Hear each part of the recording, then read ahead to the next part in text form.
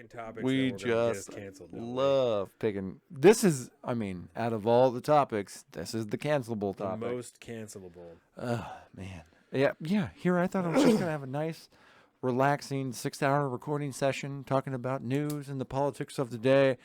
And then Ron DeSantis had to create the Don't Say Gay bill. Yes. Oh, wait. No, he didn't. I forgot. He didn't create that. They didn't create any of that. And we're going to go over that and so much more during this part 3 of 4. That is correct. Yes, and so I do want to thank you, anyone who's joining now. I do want to thank everyone who's joining now. Lenny, thank you for being here for our YouTube.com/saltofthestreets. We also have our Instagram.com/saltofthestreets. We have Facebook, Facebook.com/saltofthestreets. You can find all this on saltofthestreets.com, including our Patreon, Patreon.com/saltofthestreets. Go there, become a patron if you want to help us make more better content. $5 for access to the newsletter at the end of the month. Oh, bro, there's so much more to it than just us making more and better content. Yes. If you want to be cool at all, come to the Patreon and join our Patreon. The lowest tier is $3 a month, $3 a month, and you get all sorts of access to us and our brilliantly obscure arguments about things and stuff about stuff. Yes. Yes. Also, location skate shop if you need a skateboard in the local area. Swell Blended for a haircut. Lexi Kyle on Twitch. And, of course, leggings and aprons on Instagram for some kicks. So, with that, I've decided I want to do like, comment, subscribe.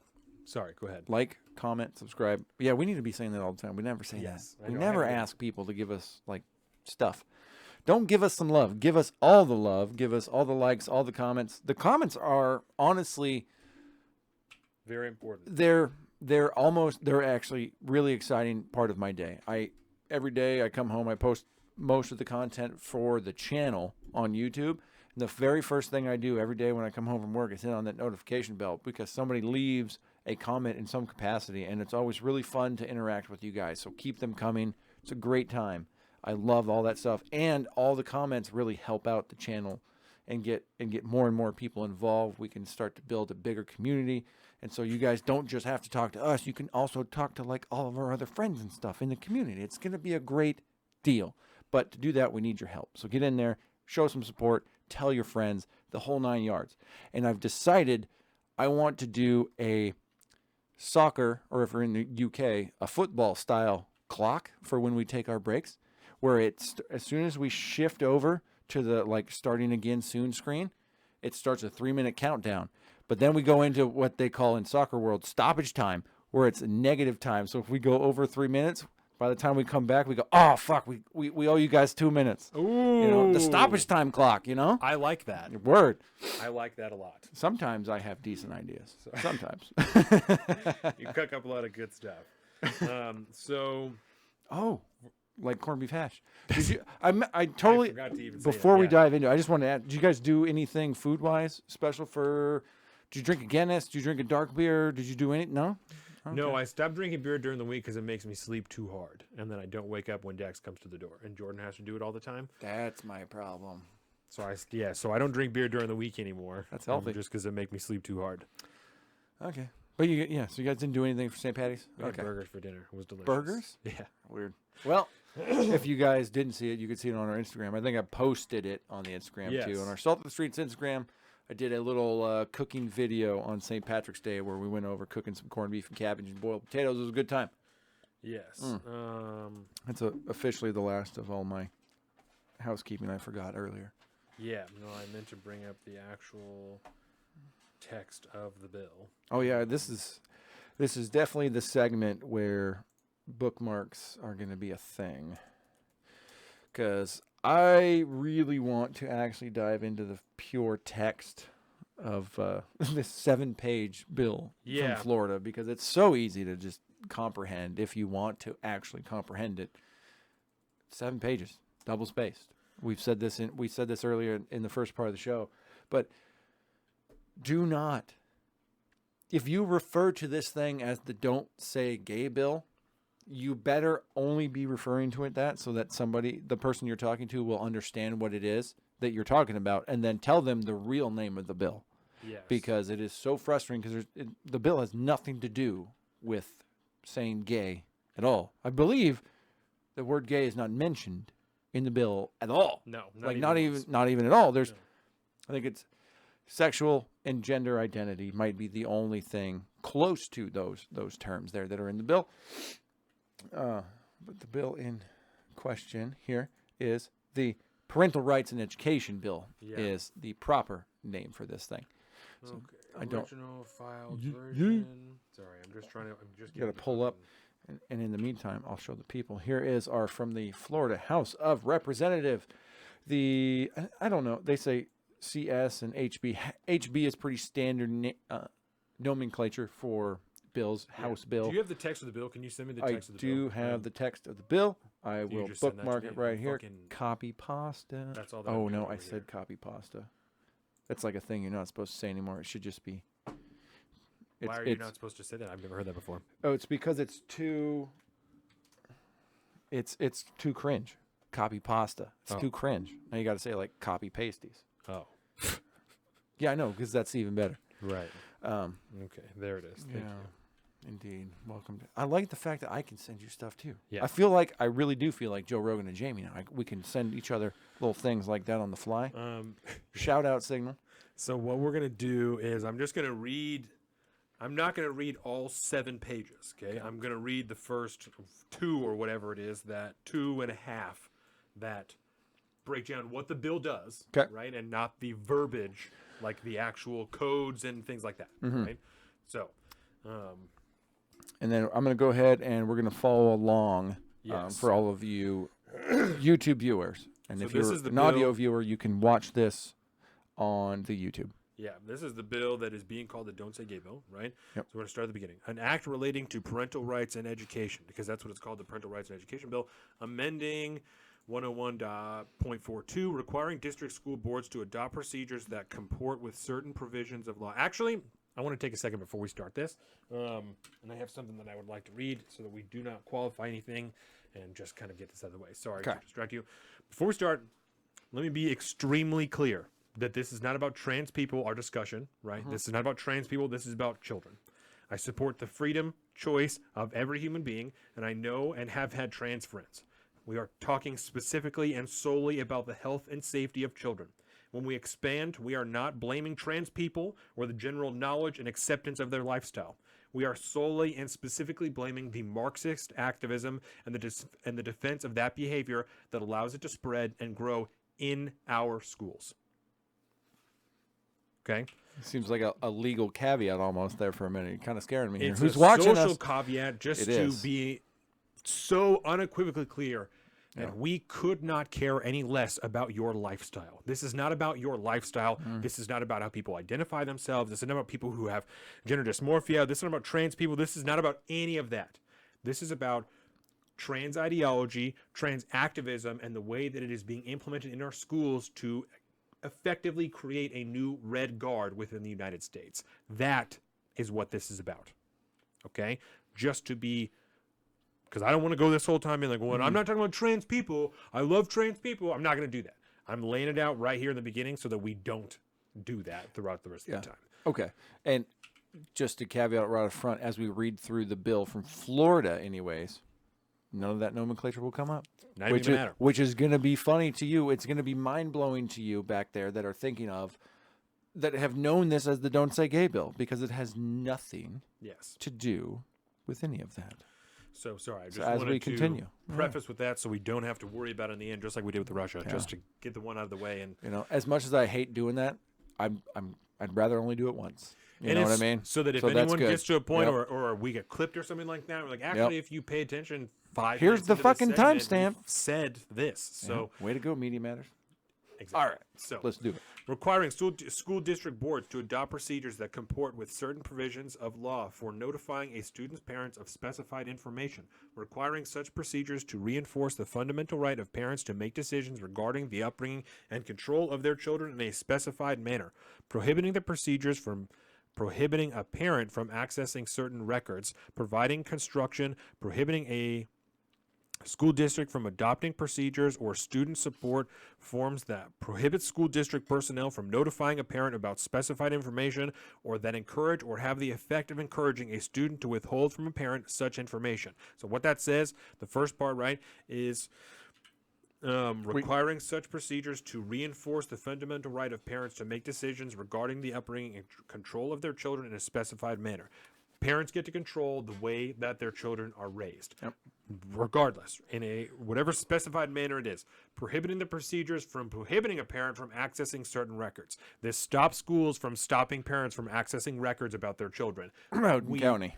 We have evidence of this, right? We will talk about this trans actress later, LZ Granderson or whatever his name is, saying, is there any evidence of this? Is there even a single shred? Because I haven't seen it. Yeah. It exists. This has happened, right? The next part, prohibiting procedures from prohibiting a parent from accessing certain records, providing construction, prohibiting a school district from adopting procedures or student support forms that prohibit school district personnel from notifying a parent about specified information or that encourage or have the effect of encouraging a student to withhold from a parent such information. What that is saying, there are examples of teachers identifying or choosing to identify students a certain way, and then even when the parents call, using their birth name. Lying to the parents about the way they are identifying and allowing their children to operate at school, deceiving the parents about the reality of their children. The schools, your tax dollars are paying for this. They are taking your property taxes and paying for this. Your tax dollars are paying for this. I also want you to note one more thing as we look at this bill, and I'm not going to turn back for the viewers because we've already been there, but you'll notice all this text is not underlined, it's not crossed out. Nope. This is existing law in this bill. What is new is in Section 8 under Student Welfare, Category C, which we will get into as we work this way down. But we haven't even gotten to the new legislation that was added to this existing code. So this has been law already in Florida, which essentially means that the school cannot tell children to not tell their parents what happens at school. That's about what I got out of that. Yeah. And they can't prohibit parents from accessing information about what their kids are listening to school. That's it. Very, very transparent, if you will, to the parents. Yes. A parental transparency bill. Carry on. Prohibiting school district personnel from discouraging or prohibiting parental notification and involvement in critical decisions affecting a student's mental, emotional, or physical well-being. Again, that's referring to allowing children to identify something else at school and not telling their parents. Yep. Having no involvement at all. Do your parents know about this? Have they been told? Anything along those lines. Prohibiting classroom discussion about sexual orientation or gender identity in certain grade levels or in a specified manner. Requiring certain training. So what that means, and that's very vague, right? And that's why there's additions to the bill, right? Yep. Prohibiting classroom discussion about sexual orientation or gender identity in certain grade levels. All it says is certain grade levels. As a parent, this is again a personal portion of this. As a parent, there are certain, I'm uncomfortable with some of the content that's on Disney because I don't understand why my 3-year-old needs a story specifically about a gay man falling in love. I don't think he needs a story specifically about straight people falling in love. I told Jordan yesterday, I said, I find it odd enough that at the end of every Disney movie, they're kissing each other. This is made for children. I understand that's like part of the jam. It's weird to me. It's love, right? It's weird. But yeah, when you look at it objectively like that, right, this is made for children. Why do they need to kiss at the end of every movie? Shouldn't we just be like popping balloons and confetti and fun times? I think through the context and the way that the two characters interact, it's pretty straightforward that they're interested in each other. You know, you can tell the story of the movie that they got married. It's pretty straightforward what happened. They have a close personal relationship. There doesn't need to be a kissing scene at the end of every Disney movie. But there is. Right? You can have a kissing scene without having a Disney movie, but can you have a Disney movie without having a kissing scene? Not with a princess in it. Oh, no. God, no. Requiring certain training developed or provided by a school district to adhere to standards established by the Department of Education. So again, the legislature doesn't craft the curriculum. The Department of Education does. Yeah. Okay. Requiring school districts to notify parents of healthcare services and provide parents the opportunity to consent or decline such services. That is saying if you're going to do something different with your school, with a child, you need to tell the parents about it, and they have to have the opportunity to decline. Yep. Providing that a specified parental consent does not waive certain parental rights. Means you still have rights of a parent even if you waive certain ones at the school. Requiring school districts to provide parents with certain questionnaires or health screening forms and obtain parental permission before administering such questionnaires and forms. You need to see the things that your children are going to fill out. Requiring school districts to adopt certain procedures for resolving specified parental concerns. You got to have a way to handle what the parents have an issue with. Requiring resolution within a specified time frame. It needs to be handled within a reasonable time frame. Requiring the Commissioner of Education to appoint a special magistrate for unresolved concerns. You got to find somebody else. Requiring the State Board of Education to approve or reject the special magistrate's recommendation without specified time frame. Within a specified time frame.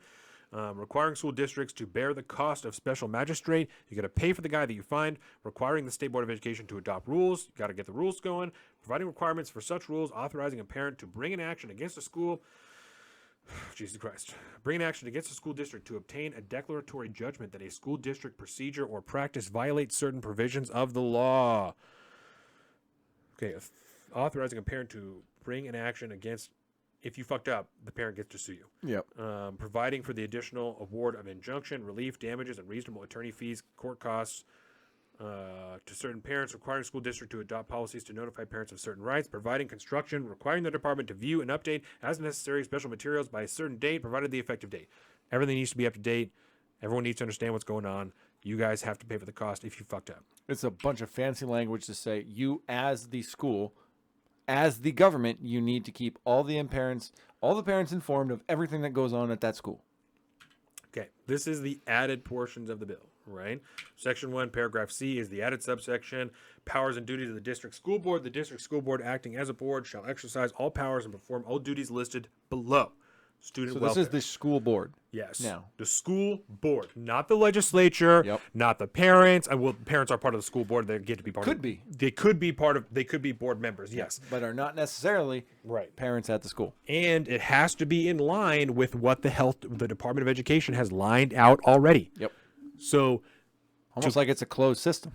almost like you can't have a radical ideology immediately penetrate what is going on and infect what is going on. It has to be a slow trickle to do what they're talking about. So all this shit about, oh, these people are going to insert themselves and no trans right off the bat, it doesn't even work that way. No. That's not even how this works. This has been building for decades.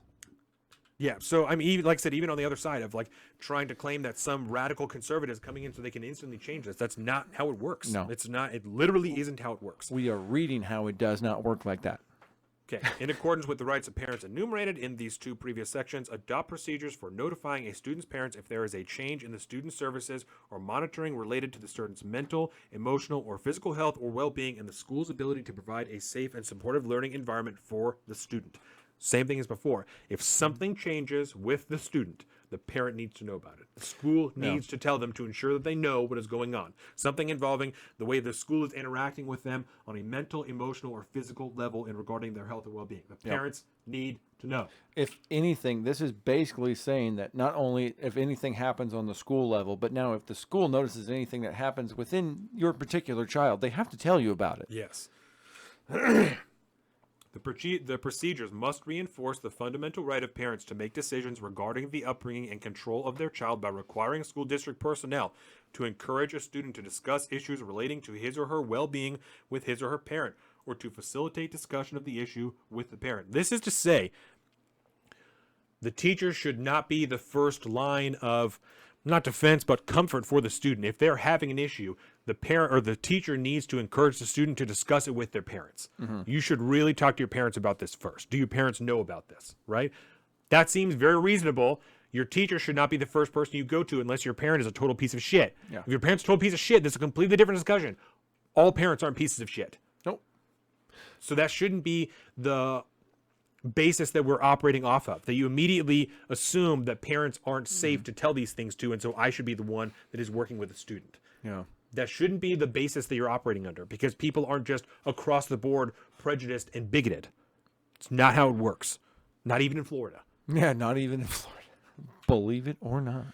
The procedures may not prohibit parents from accessing any of their students' education and health records created, maintained, or used by the school district as required by the previous section. So that means you have access to all the records, and it seems to me that it also says you have access to the course materials. Yes. Right? Because there's been a huge issue with that in places across the country. Parents being denied course materials that their parents or that their students are going to have. Mm-hmm.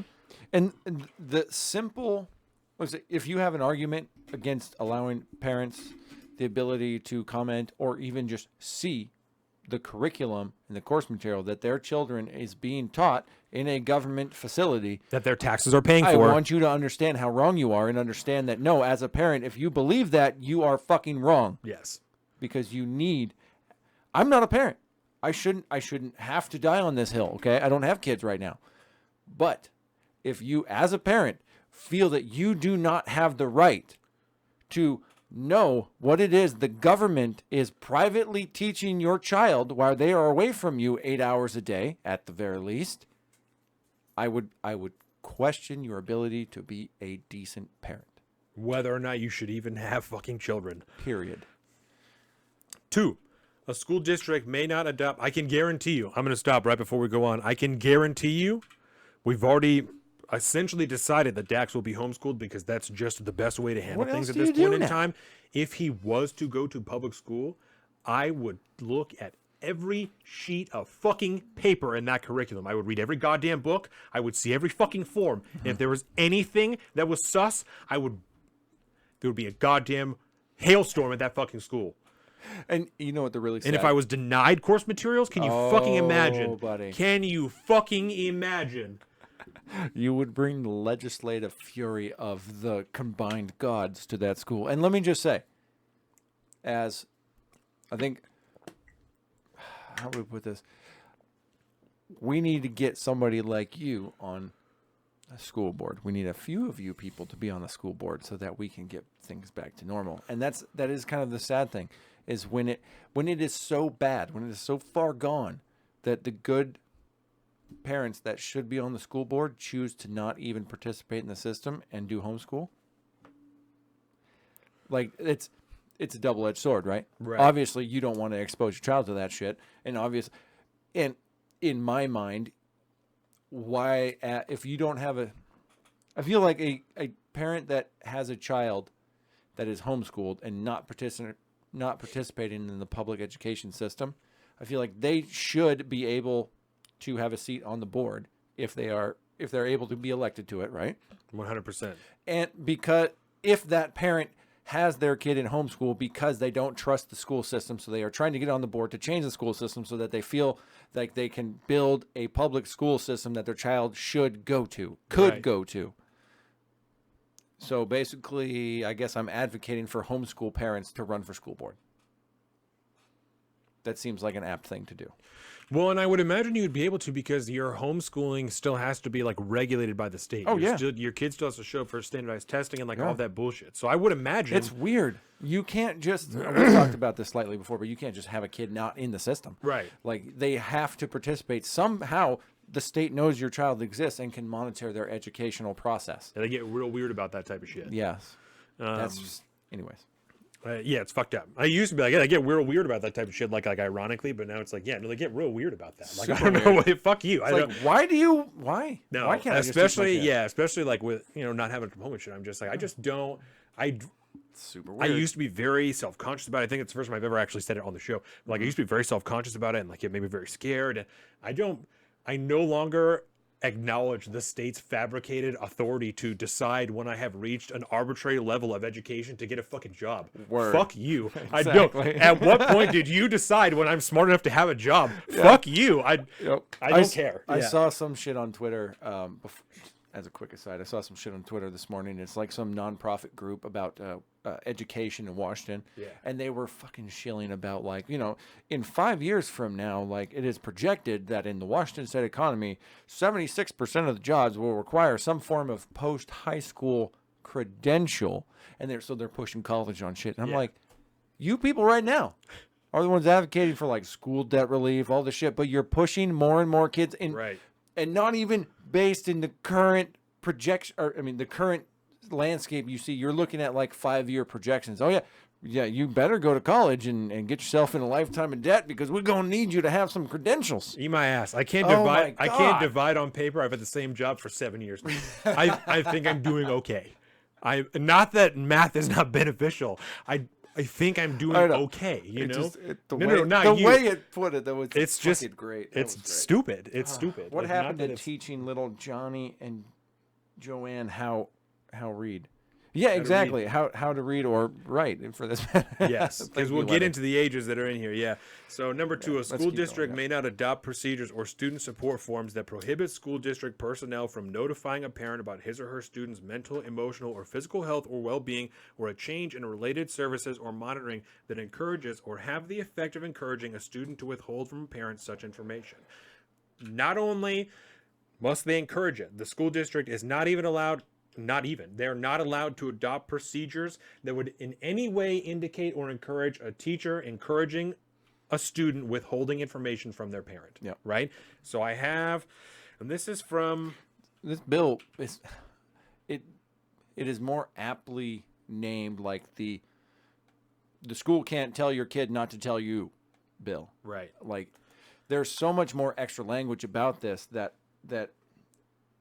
makes it illegal for the school to tell your child not to tell you something. Yeah. And it is enumerating multiple different ways at which the school might find itself in a position where they're not informing you about something they are telling your child in school. And then it is making that illegal, which just seems so far, I know we're only on bullet point 2 here, but we're so far like everything is basically about transparency to the parent. And that's it. Right. And I just sent you an article from the Heritage Foundation, actually. It is Heritage, so that's fine. But that doesn't take That just away lets that us know this where is- we're at. Right. And the 2 people that wrote it are from the Mises Center, which is like a libertarian The anarchist. Mises? Yeah. Like the Mises Caucus, Mises Center? Oh, Yes. yeah, okay. So they're pretty legit. Anyway, there it this is. article is really the article, and the key takeaways are really the most important part. And we can go through the article later if we want. School But districts are hiding information. in Montgomery County, Maryland, educators are actively keeping information about something as critical as students' gender identity preference hidden from parents, an action in direct contravention of legally guaranteed parental rights and in violation of the Family Educational Rights and Privacy Act. So this is actively happening. There's a lawsuit in 2019. This article is, or there's a lawsuit in 2021. This is from March 24th, 2021, that this was actively happening. So to say that there's no evidence, to say this isn't happening is a lie. That's gaslighting. They are lying to you. Yeah, it's Right? happening all over. They're 100% lying to you. This is one article from the Heritage Foundation. One article. I think this was the first one that I pulled up. If you Google it, it ain't hard to find. It's one article. Again, you don't even need to go to DuckDuckGo. You don't have to do that. You can just do it on Google. You will find what you are looking for within 30 seconds. School district personnel may not discourage or prohibit parental notification of and involvement in critical decisions affecting a student's mental, emotional, or physical health or well-being. Means that if your child is going to identify or something like that, something to that effect, anything that is going to be a critical decision affecting a student's mental, emotional, or physical well-being, the parents have to know. Yep. The parents need to be told. This subparagraph does not prohibit a school district from adopting procedures that permit school personnel to withhold such information from a parent if a reasonably prudent person would believe that disclosure would result in abuse, abandonment, or neglect, as those terms are defined. So that even allows there, if you know or reasonably assume, if a reasonable person, a reasonably prudent person would assume or believe that that child is going to come under abuse or some type of neglect, then they can withhold.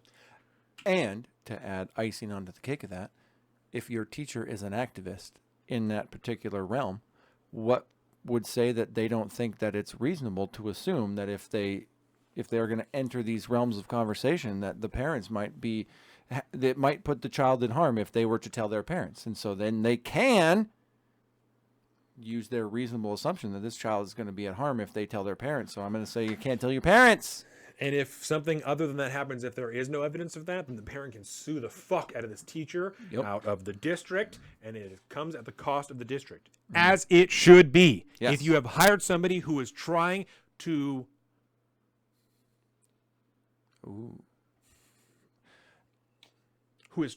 groom my child, you owe me money. Go fuck yourself. You should pay for this. You allowed someone under your employ that is trying to groom my child. Fuck you. Where's the money? Where's the money? I like that.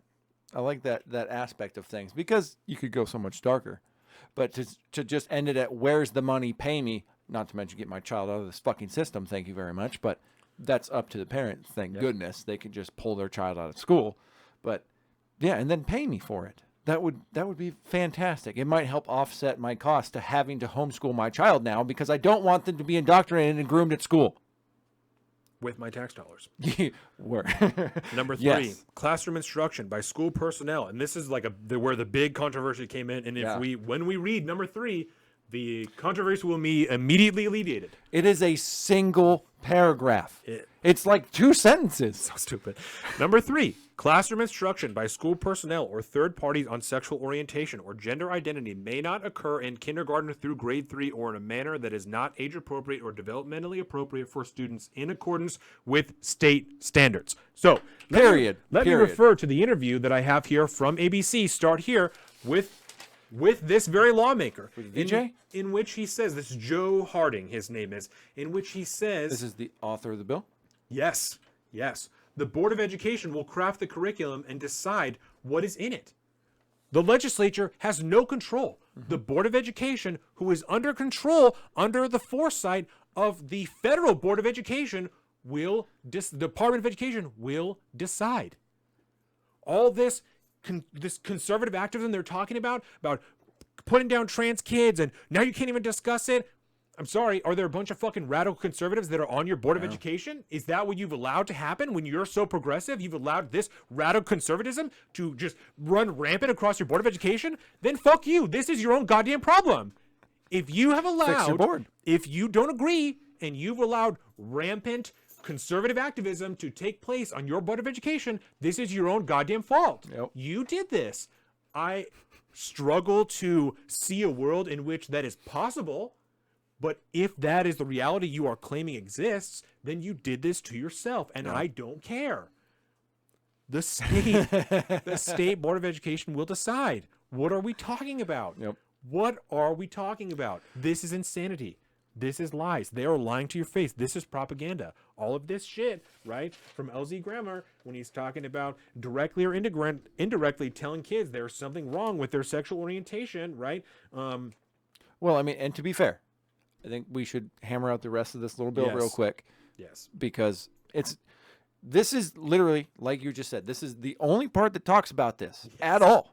And this is where all the arguments are stemming from. So they're not real. They're just made up, and they're trying to blame it on something. The rest of this, we'll go through it real quick, just so you know, as viewers and listeners and all that we're not just going to stop this and tailor it to our own argument here. We'll hammer out the rest of this thing, and then we'll get back into why all of the arguments and why everybody going out, like George Takei going on Twitter and saying, gay, gay, gay, gay, gay, gay, gay, gay. Mark Take Hamill. that. I mean, everybody. It had nothing to do with that shit. Yeah. Nothing at all. So we'll hammer out the rest of this, and we'll just keep rolling. Number 4, student support services, training developed or provided by a school district to school district personnel must adhere to student services guidelines, standards, and frameworks established by the Department of Education. Pretty The straightforward. federal government that is now under the auspices of Joe Biden. Yep. It's under whatever he says. Or is that really what we're concerned about? I thought that Joe Biden was the shit. I thought that he loved, all trans people, and I thought he was about equity and all this shit. So what's the concern? Yep. Right? AKA the Federal Department of Education. The Federal Department of Education.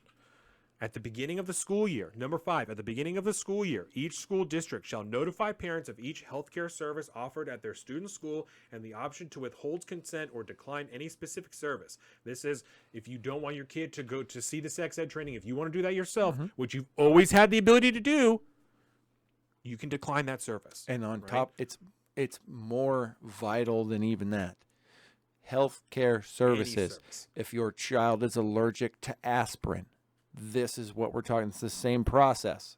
This is what we're talking about. It's just if you do not agree with any of this, you have a chance to tell the school that you can't do this to my child. If you're a Christian Scientist, yes. I don't want my kid to take Tylenol. I don't want him to take fucking nothing. If you're a Jehovah's Witness, if you're fucking whatever, if there's anything that you want to withhold, you can do that. Amen. Thank you. That's very important. You made that point.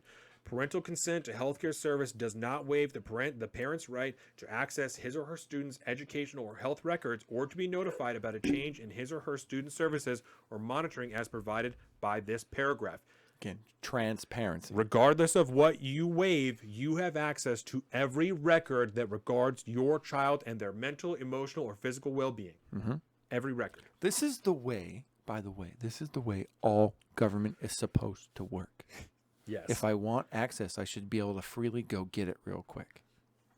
Before administering a student well-being questionnaire or health, number 6, before administering a student well-being questionnaire or health screening form to a student in kindergarten through grade 3, the school district must provide the questionnaire or health screening form to the parent and obtain the permission of the parent. And that even seems kind of overblown to me. Before we put out a health questionnaire, we have to send it to the parents. Mind you, I understand why, because I know what is going on that fucking health questionnaire in certain places. But you're asking permission to have your child take a survey with your parents. Cool. I don't care if that's what we're going to do. If we're going to get minute enough that as a parent, I have to micromanage you so much as a school, you have to. At this point, I don't have enough trust in the school system to not do this. No. But this is a way, and I just want to add this as like context to this, because a lot of parents really do want this. This is another way to make parents who are skeptical of the public school system and who don't want to participate in the public school system anymore, who might be pulling their child into some form of homeschool at this point because they don't trust what they're hearing about public schools. This is a way to sell public schools to those parents, because no matter what happens, me as the governor of Florida, as Ron DeSantis, I'm telling you as a parent, you can trust our schools. You can trust us. Please send your child to public school. You pay taxes for this. Do this. We're going to make it as transparent as possible. We want to help you in your life by teaching your children so you don't have to. Here's an example of some legislation I'm going to put forth to be literally as transparent as possible so you can trust me again. Nothing but a good thing in my eyes. Right.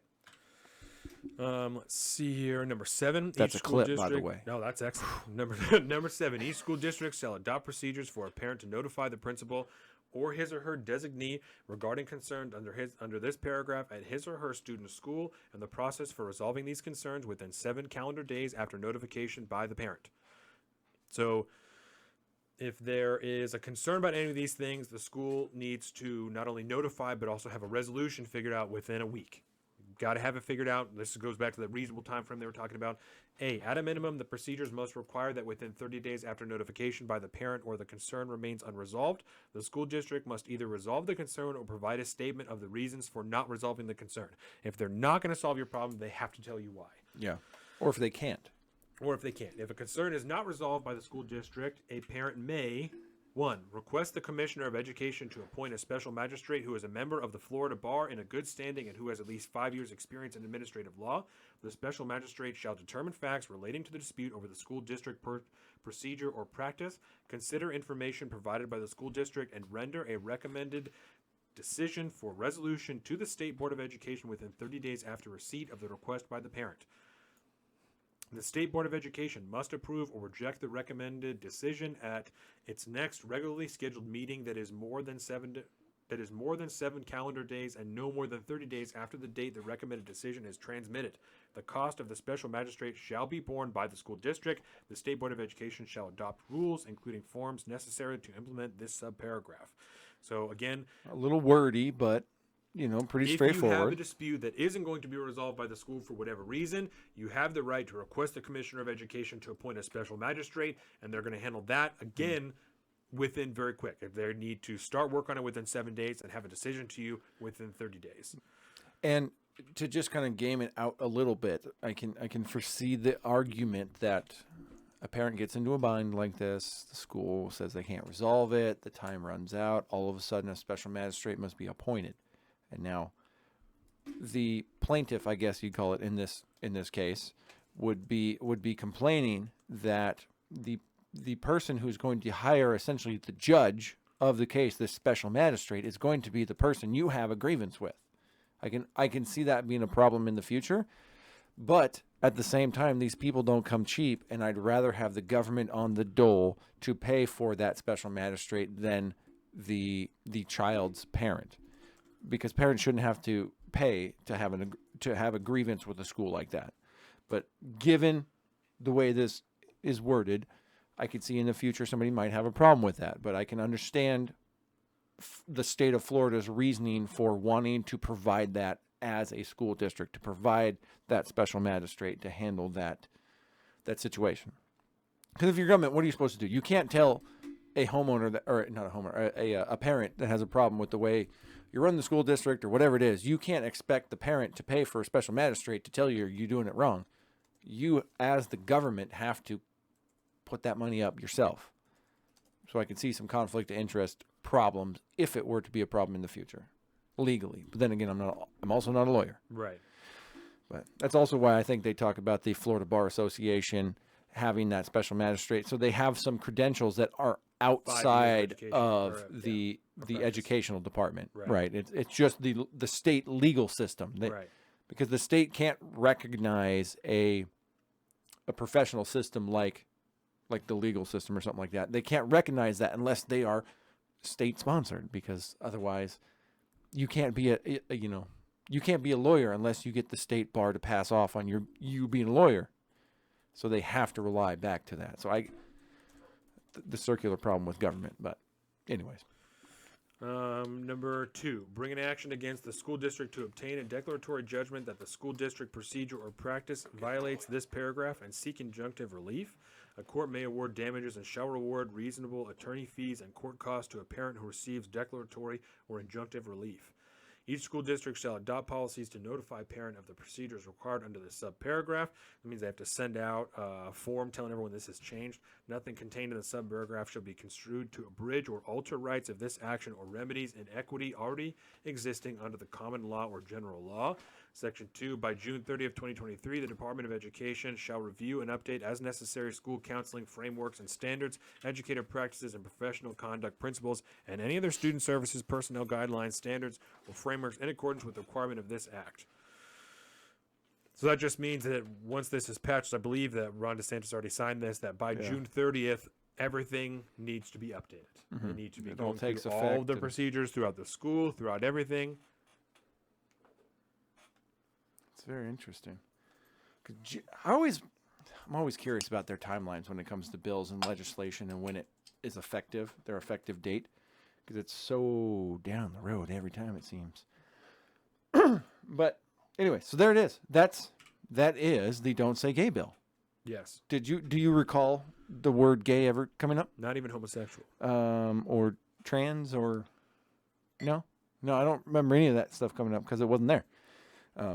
So the next time you hear somebody talk about Don't Say Gay bill, tell them the name of the bill. It's the Parental Rights in Education bill. Because that's what we're talking about here.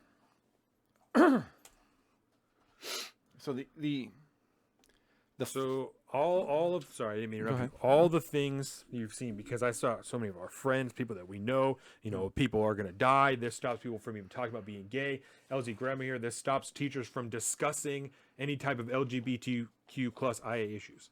Yeah. No, does not. The only thing that's discussed in here is instruction in curriculum. Instruction is curriculum. That has to do with what is assigned to the students. That is what you're writing out as a as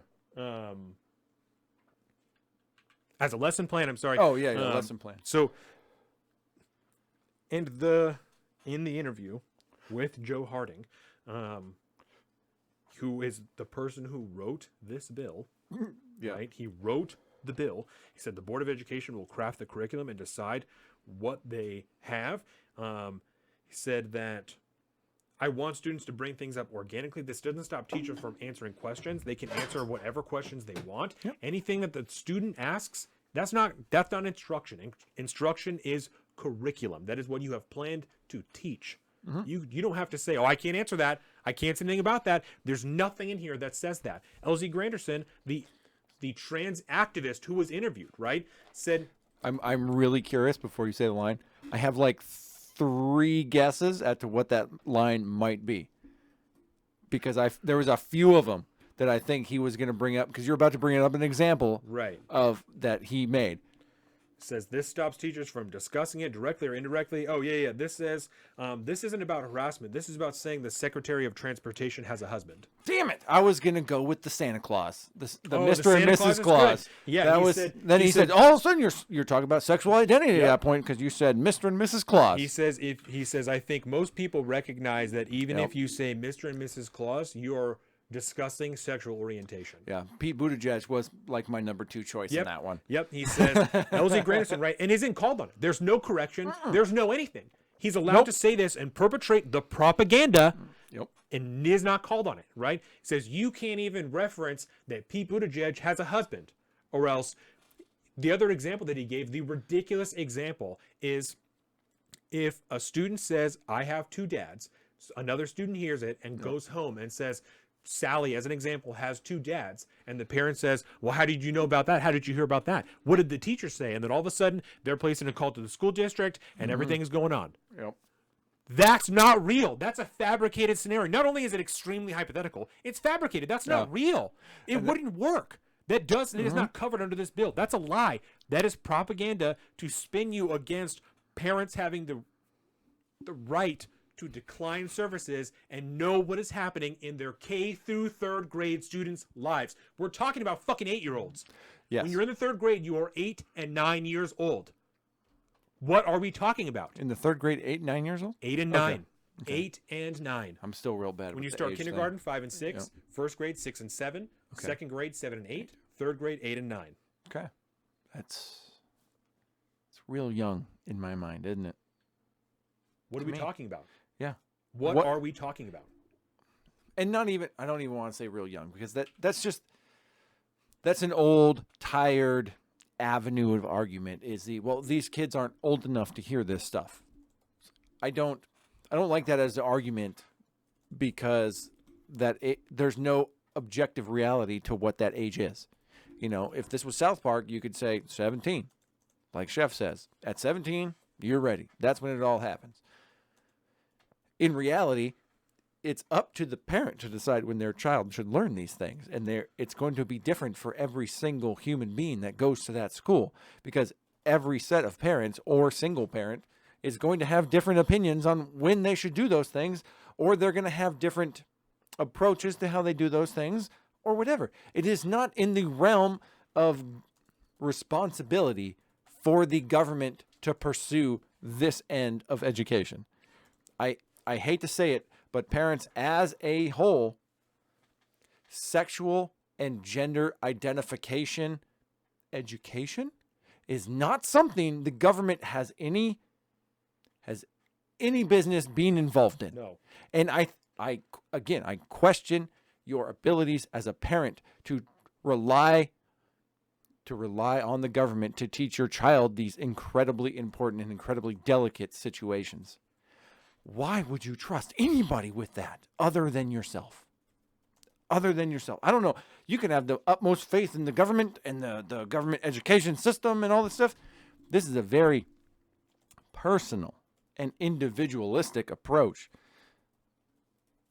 that's required for something like this. And to think that a school board could develop a curriculum in which this could be taught on a universal level requires the ideological framework of Marxist theory, which is problematic. Yes. LZ Granderson, sorry, go ahead. I was going to say, and that's something I don't, at that point we've entered into the realm of ideology, and by de facto should not be a part of the education curriculum discussion whatsoever. No. If it enters the realm of ideology, it does not belong in a school board meeting. Period. Again, I'm also not. Children are children. They should be able to ask. These are things we're going to bring up in this next part. So, children should be able to ask whatever they want. I am not saying that a parent, teacher should answer any question that is appropriate for a child at that age. And if you, as a teacher, are not able to, I think I said parent, but teachers should be open to answer any question from a student that is appropriate for that age. And as a teacher, if you're unable to discern what is appropriate for a 3rd grader, then I don't want you teaching my fucking kid. I want you out of the school, right? If a child asks and you think this is fine for me to answer, then I find it okay for you to answer. And if you, as a reasonable adult, think your parent should answer this, you should say your parent should answer that, right? The same thing happened when we were in school when it was about religion, right? Yeah. Our teachers would say, I can tell you what the school says, and I can tell you what my view is. Yeah. And that's what they would do, which even is questionable then when they're expressing their point of view. Because I was never in a position where I felt like a teacher was telling me this is what you should think, because it was always presented that the school tells me that this is the policy, that all religions or whatever, everyone can identify as whatever they want. Yeah. I personally am a Catholic, or I personally am a fucking Jew, or whatever, right? They're not like... You had to add fucking in front of Jew, didn't you? I know. Thanks. So, and I find that to be relatively appropriate in school. I don't think a third grader would ask a question like that, and if they do, I don't find it necessarily inappropriate to answer with your religious affiliation. Yeah. Just like if you're a fucking trans teacher, and if a student asks you about it, I don't find it necessarily inappropriate to say, listen, I'm a trans person. I don't want to get too far into it because your parents should really talk to you about it, but I identify as this. Whatever you feel comfortable saying that, again, you think is appropriate, I don't find a problem with that. If you're gay and you say, I have a husband, this is my life, I'm gay, I have a husband, I don't really want to get too far into it because your parents should talk to you about it, I don't personally have a problem with that, because that's who you are. That's okay. But your line to what is appropriate and what is not appropriate is different than what some people's is. 100%. That's 100%. And that's the problem. Yes. 100%. Everything you just said, I think is good and would That's actually me. make more children more accepting of various sexual and gender identifications than, some kind of hardcore proselytation or the opposite of that. Just the fact that a teacher, like if a child was to ask, teacher, you're different than my mom and dad. Why is that? What is that? What's going on? And they just said plainly, like there is no issue, because there is no issue. Right. I live this, this is how I live. Boom, boom, boom. Factual, objective. This is where we're at. Right. And then your kid's going to be like, oh, that's interesting. And then they may come home and tell me about it. And then I'm going to be like, my red flags to go up. But what did your teacher say? Oh, nothing. He just told me that he lives blah, blah, blah, blah, blah, blah, blah. And then I'm like, oh, Right. okay. So do you understand what that is? Like, no, but that's interesting. Or yes. And then me and him or her will have a conversation or whatever it is. But yes, that level of objective information being exchanged at that level, I would have no problem with. And I think it would encourage more and more younger people to be more accepting of different things. Because if they're not being subject to propaganda at that level, or in James Lindsay's mind, groomed to that level, depending on what you're talking about, if you're speaking objectively about what it is that you're doing, the odds are you're a fucking school teacher, man. You probably live a pretty decent lifestyle. I'm probably not going to have problems with you. You teach at my school. You live in my community. Right. I'm not going to have a problem with you living whatever lifestyle you have. Well, and I would be very comfortable with somebody that lives a different lifestyle than my own, where my child has questions about, if you objectively tell them about the things that you do to an appropriate level. Right. I mean, let's just take sex out of it. Don't talk about having sexual relations with children. It's inappropriate. Period. Other than that, I feel like that's regardless of the age. You shouldn't be talking Yes. to a senior in high school about the sex you have with your partner either. No. And no age Regardless is that of the an appropriate conversation to have with any student. Yes, that is a Right. Government employees should not be talking about that to my children at all. No human being should be talking about that children at all. And you can answer a question about the way that you identify without going into trans ideology. Yes. You don't have to start talking about the spectrum of gender and all of this shit to say, I personally identify, even if you identify as gender fluid, even if that is how you identify, you don't have to go into the ideology of it. That in itself, I find appropriate. And I agree with you. That's my view. And that's why probably educational, by the way, on a personal level. That's why level. someone of my mindset and parents of my mindset should be at board meetings discussing these things, making this policy, informing the policy that their children are going to be educated under. You know what I'm saying? I'm sure that some of the TikTok teachers that are coming out to their students on TikTok, which is a whole other conversation, super weird. But I'm sure a lot of those teachers are great teachers. And then they're not trying to indoctrinate children or anything like that. I'm sure that the odds of them being somebody that's proselytizing the trans ideology, the woke, the Marxist ideology behind critical theory and gender theory and all that stuff, I'm sure the vast majority of people that are trans educators are not doing that to the children. They're just being open about who they are as human beings. Right. I bet that is the vast majority of cases. Right. And to assume that the opposite is taking place, I think seems ignorant on both sides of this conversation. Right. You know, I just don't think people generally act like that, man. No. Except for on the internet. Because people are really fucking stupid on the internet and they say Right. dumb shit. Right. But And I want to address some of the concerns, right? Some of the points here. bring back up the So one of the things is, will the average person read that document, understand the content, Lenny said, about the bill? Well, we bill. just went through it. um, I think the average person can read it and understand it. Absolutely. I think so.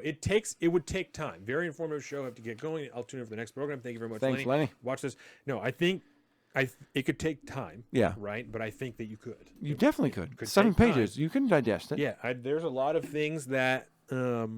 Reading through government speak on its own is a challenge, but Right. it's you do it a few times. You read this thing 2 or 3 times, you'll understand the gist of it. And Lenny, to your point, one of the sections of this bill was that all of this needs to be explained in a newsletter, an informative flyer. Something that doesn't say those things. Those are the words that I'm coming up with. Some type of newsletter to tell the parents what the new policy is. Yeah. The school districts have to write one out and send it to the parents to let them know what the changes are going to be. So even if you don't read this bill, Yep. the letter has to obviously be in line with what the bill is, because the Board of Education is crafting it and sending it out. Yep. So I mean, you as a student, where you were told at some point, like to hey, here's a handout for your parents. You need to bring this home Yes. to your parents Yes. tonight. Yeah, you know, I and it would remember be- stuff like that. And that's what's going to happen. That will break down what this is. And I would imagine, especially coming out of Florida, it won't be ideological in nature. That newsletter or that flyer, it will be informative in nature. Of this is the new policy. This is what it says. Probably similar to shit that we saw around the COVID policy in camps and stuff like that. Like a newsletter that's like, this is what the media is saying, and this is what the reality is. It would probably look a lot like that. Yeah. Is what I would imagine. So I want to address some of the concerns that were brought up, some of the concerns that are brought up about this bill. LZ Grammar, this was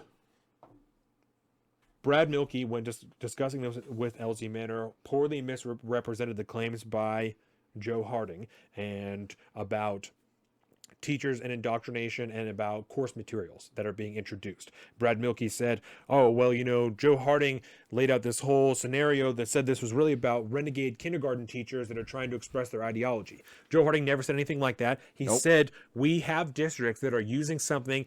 The example he gave is the genderbread person for kids as young as 3rd grade. Yep.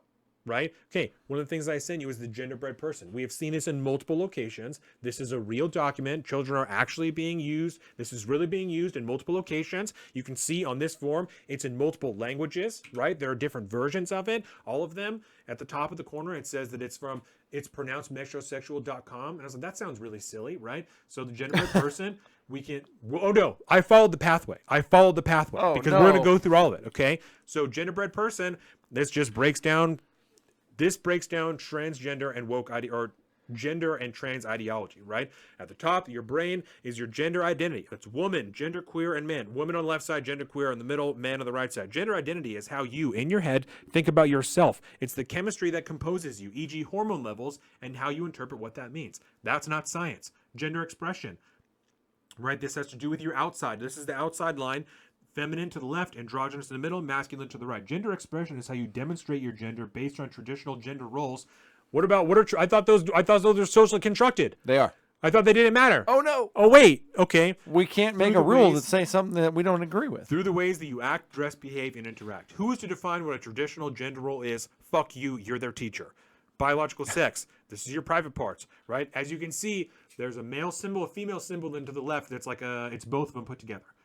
Biological sex, female, intersex, male. Biological sex refers to the objectively measurable organs, hormones, and chromosomes. Female equals vagina, ovaries, XX chromosome. Male equals penis, testes, XY chromosomes. Intersex equals a combination of the two, which is not, I'm not a doctor, but generally to my understanding, that's not a lifestyle or a condition you can uphold. You kind of have to choose one or the other at sex or at birth, right? Well, and then at birth you don't choose. It just is. Well, I mean, like if you're born with two different pairs of sex organs, Yes. you don't get to keep both generally. You choose one or the other. Oh, I have never heard my of that. understanding. That's my And understanding. I'm going to have to give that to you because I don't know that much about birth and my how that whole understanding. process works. I could be incorrect. I leave that open for that. That's my understanding. But right? I also understand that there are people that are born with Yes. not just an XY or an Yes. XX. I know that there Yes. is a thing as asexual or Yes. intersex. I know there is a thing called that. Just like, and we'll get into this when we talk about the trans Texas bill, just like gender dysmorphia is real. Yeah. That is a real thing. People and children do experience and suffer from that. As young as 1-2 years old, it starts to express itself. If you do have gender dysmorphia, that is a real thing. That exists, right? Yep. The bottom section here, sexual orientation, heterosexual on the left, bisexual, homosexual on the right. Sexual orientation is who you are physically, spiritually, and emotionally attracted to based on their sex, gender, and relation to your own. Okay, so this is the document that is being used for children, what do you say, as young as in 3rd grade, I believe is what he said. Reproduction. It's a genderbread person in multiple districts. So I didn't have the age in here, but you can see it's also, Colin, if you scroll a little bit, it's in multiple languages. There is one in French. There's one in German. This is being used around the globe.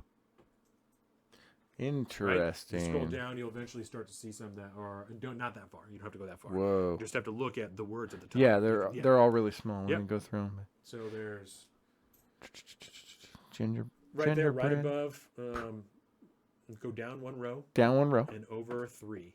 1, 2, 3. 3. That one's Oh, there it is. There that's it is. in Look. French. So We found the France. it's in multiple languages. Again, it says it's pronounced metrosexual.com. So if we go to this website, I also sent you this link. Metrosexual.com. It's pronounced metrosexual.com. It's pronounced metrosexual. Yes, it's pronounced metrosexual is your free online resource for learning and teaching about gender, sexuality, social justice, created by Sam Killerman. Who the fuck is Sam Killerman? I also sent you that link. Yeah, I was Hi, going to say, who is I'm Sam SK, Killerman? an activist, artist, author, person. I create art tools and resources for global justice. My life's work is websites, book, curriculum, edugraphs, comics, courses, keynotes, and comedy shows that I use to tell a story about a world where everyone is healthy, understood, educated, and safe. Sounds utopian to me. Social justice minus dogma. Okay, this is the What? person.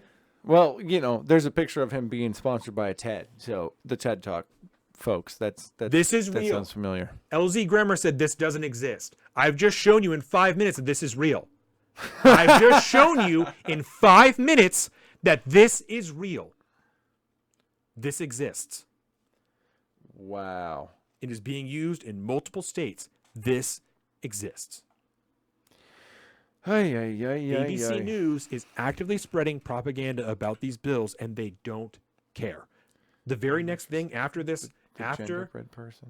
after this interview with LZ Grammar, the very next thing was an ad for his show.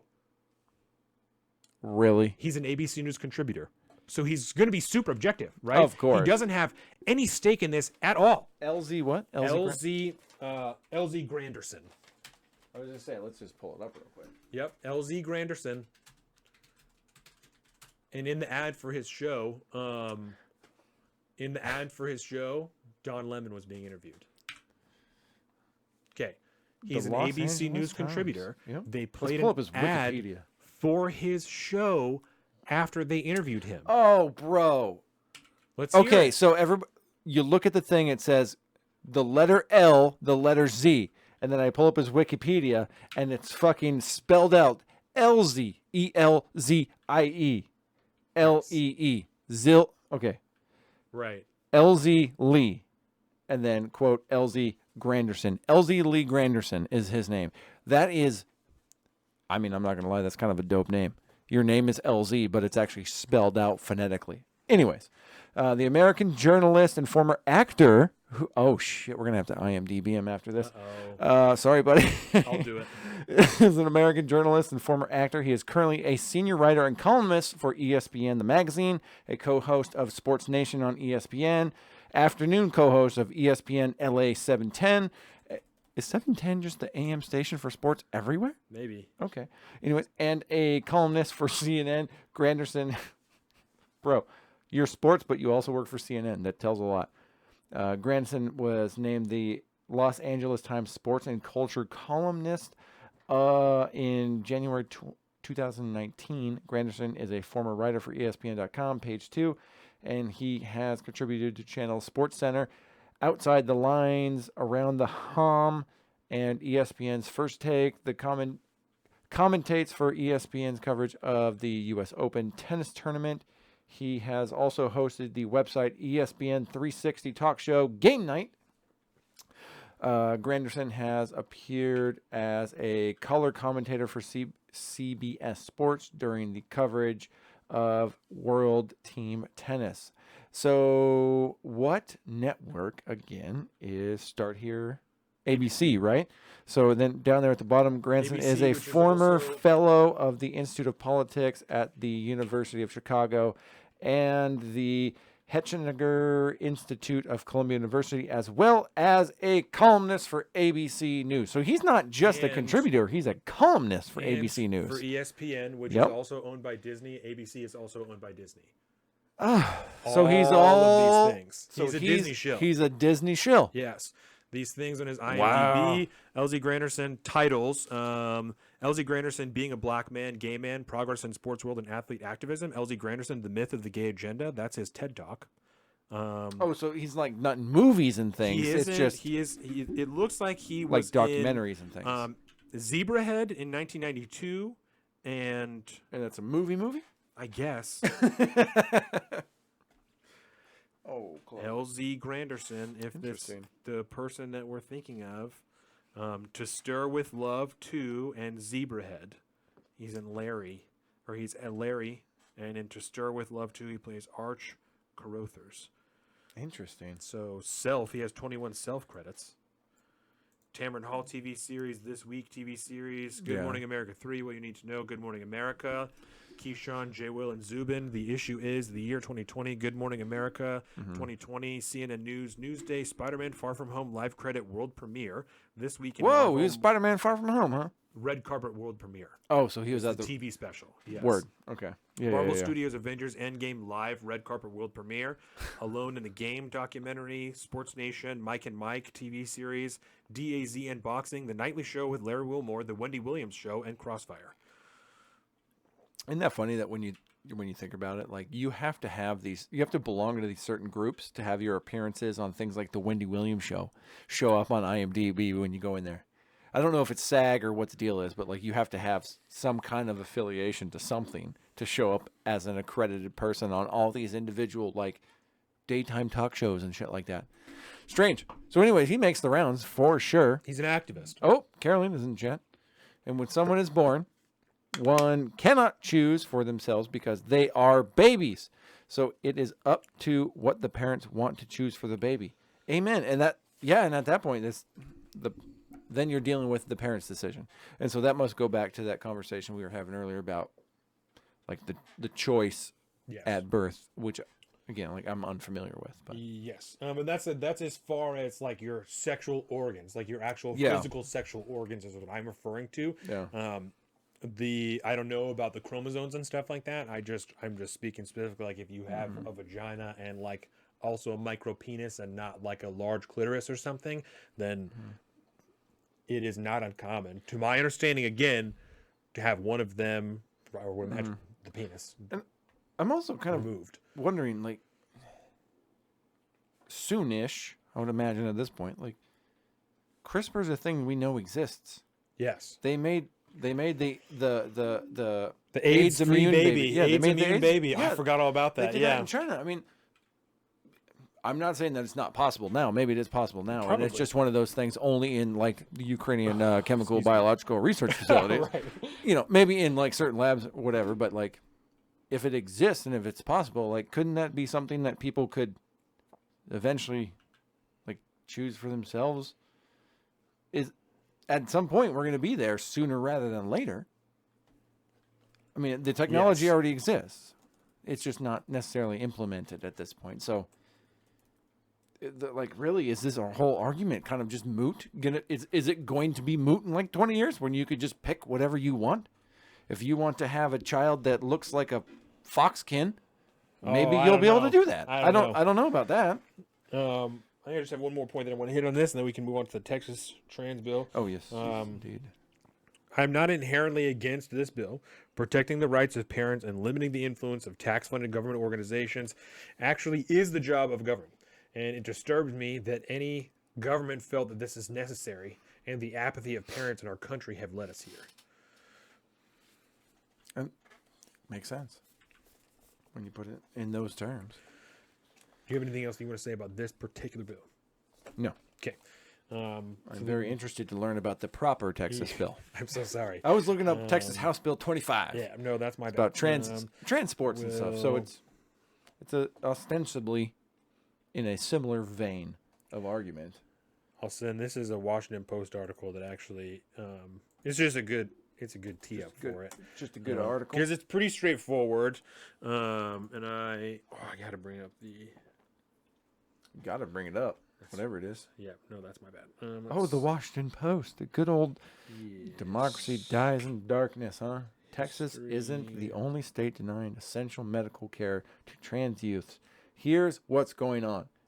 And from the layman, I'll just go ahead and pontificate off the headline alone while you're doing what you're doing. Yes. So this tells me, so in Texas, they're denying like essential medical care for trans people, for trans kids, trans youths. So that tells me that from that headline, that the state of Texas is telling trans kids they can't have medical care. So what we're going to do is I'm going to read the first part of this, and then we're going to read Greg Abbott's letter. Okay. And then we're going to read the Attorney General's opinion, and we're going to kind of go from there. Okay. So let's see here. Okay. Last month, this is from the Washington Post. The date on the article is March 10th. So this was 9 days ago. Last month, Governor Greg Abbott, Republican, issued a letter to Texas state health agencies announcing that delivering gender-affirming medical treatments to transgender youth constitutes child abuse. Pause button. Yes. What does that mean? Gender-affirming medical treatments? Yes. So that is anything from colloquially known puberty-blocking drugs to sex change procedures.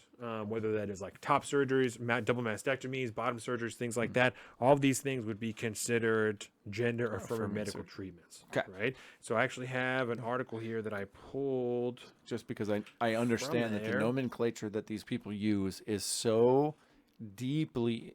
Yes. We're talking layers of doublespeak on top of layers of doublespeak. Yeah, and so the article they have embedded there is from a Columbia University Department of Psychiatry, and it is Gender-Affirming Care Saves Lives. Oh. And again, I have the power. I guess I want to say before this, I don't dispute any of this, right? Right. And that's why I was talking about gender dysmorphia earlier. People do have gender dysmorphia, and those people who do have gender dysmorphia can benefit from both puberty blocking drugs and from sexual reassignment surgeries. Yep. 100%, right? 100%. So the Grand truth. The talking point again that like these don't help anybody, that's dumb. That's stupid. So I guess I'll play my flag right before just was saying that. I don't agree with this bill.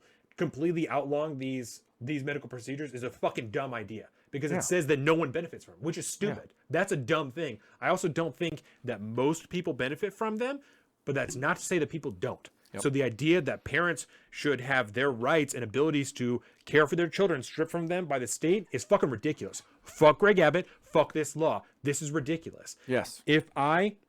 For the libertarians out there, this is a get the government away from my children's situation. Keep no say in whether or not you should allow your children to have gender affirmation surgery. Right. Or care. And the idea that any parent who is caring and working actively with their child and also, I wrote something down about this, right? I do not agree with this bill. While the jury is still out on a lot of this stuff around the procedures and the pills and stuff like that, the government has no right to interfere with the informed consent of a parent and child under the good faith care of a well-informed and honest doctor and psychiatrist. Fuck you. Yeah. The issue comes in when you have a doctor who is scared to do their job, unwilling to do their job, and no psychiatrist is required. Mm-hmm. Doctors are doing things without any psychological diagnosis at all. This is when the issue comes into play. Yeah. If there is active and informed cooperation and consent between all four parties, the parent, the child, a psychiatrist, and a doctor, there is no problem here. Yeah. Doctors should not be implementing these without the express diagnosis from a psychiatrist of gender dysmorphia. right? That's a horrible fucking idea. If a mental health professional has not diagnosed your child with gender dysmorphia, you should not be giving them these drugs. You should not be doing these procedures. That is a terrible fucking idea. Terrible idea. You look like perfectly evil in that. Sorry, I was watching the audio levels because you were getting passionate, and you got a good look right there. And I don't disagree with you because this reminds me of the old conversations we used to have around plastic surgery with other forms of body dysmorphia, with saying like, I'm not happy unless I have my nose this way, or I'm not happy unless I have my chest this way, or my chin this way. That's what the conversations we were having when I was growing up, and now it's morphed into something that is drastically more impactful. But and sometimes that does solve the issue. Exactly. Sometimes it does. Sometimes it does not. Sometimes it makes it fucking way worse. Yep. Right? And I don't want the government to give me, you must have this person sign off, you must have this person sign off, you must have this person sign off, and then you're good to go to do this thing. I don't want the government involved in this thing. And if there is zero government involvement in it, I feel like the doctor that I'm going to will be less pressured to fall in line with some form of ideology, and they won't have any regulations coming from the government telling them which way to go. The psychiatrist will be much more apt to tell me their honest, educated opinion on what is going on and their diagnosis to what's going on. The surgeon, all the way down the line. Versus once you add government infringement and government informativity, or whatever it is you want to call it, into the situation, now all of these individual people have pressures on them to bias their decision one way or the other. Right. So this article here from Columbia Psychiatry, right? It's very legitimate. It's from fucking Columbia University, right? Under state law? Research demonstrates that gender-affirming care, medical and psychological health care designed to affirm individuals' gender identities greatly improves the mental health and overall well-being of gender-diverse, transgender, and non-binary children and adolescents. No shit. Yeah. No fucking shit, right? Of course. That's stupid to think anything else.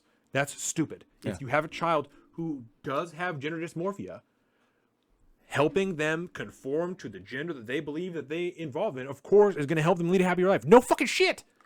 No fucking shit. It seems about right. Anybody, and then there's an argument, Steven Crowder uses it all the time, right? Transgender people, statistically, transgender people who transition still have higher on average suicides rates than the general population, right? It's often twisted a little bit by conservatives. It's like, oh, it doesn't even make a difference because they still have high suicide rates. Yes, right? There is a difference in the suicide rate. It is not unreasonable to fucking logically arrive at the conclusion. People with mental health issues, that's not denigrative, that's not anything. You have gender dysmorphia. It's a mental health, just like depression, anxiety, and that shit, have a higher level of mental health issues. They have a higher level of subsequent mental health issues like anxiety, depression, suicide ideation. No shit. No shit. Yeah. Just because kind of seems like it makes sense. And just because you're working on care to, I don't want to appease your gender dysmorphia, right? And that's not denigrative. That's just the words that I'm using at this time, right? I don't appease seems like the right thing to do. If that's what you're doing, it doesn't surprise me. You will still have some fucking mental health issues along the way. Yep. Doesn't surprise me. It does not surprise me. You know what I'm saying? So yeah, that's a weird, because I wouldn't say that it does the trick, because a lot of times it doesn't. Benjamin A. Boyce has an entire series of detransitioners on his fucking YouTube. A whole series just about detransitioning. It's not always the solution, right? And I have some charts here that go over the difference in the rates that children, youth specifically, are identifying as transgender compared to the rest of the population. That doesn't make any sense. There's no reason that just youth would be identifying as trans at higher rates than every other age group. That doesn't make any sense. In reality, no. Right. But and when you that's take what we're into dealing account, here is what we're dealing in is reality, and that's where we're destroying not narratives. Externalities. No, we're destroying narratives. Yep. That doesn't make any sense logically, and I'll bring them up and I'll send them to you. LGBT populations. I'm so in love how my Google's going to be after this. Let's Google search history. Okay.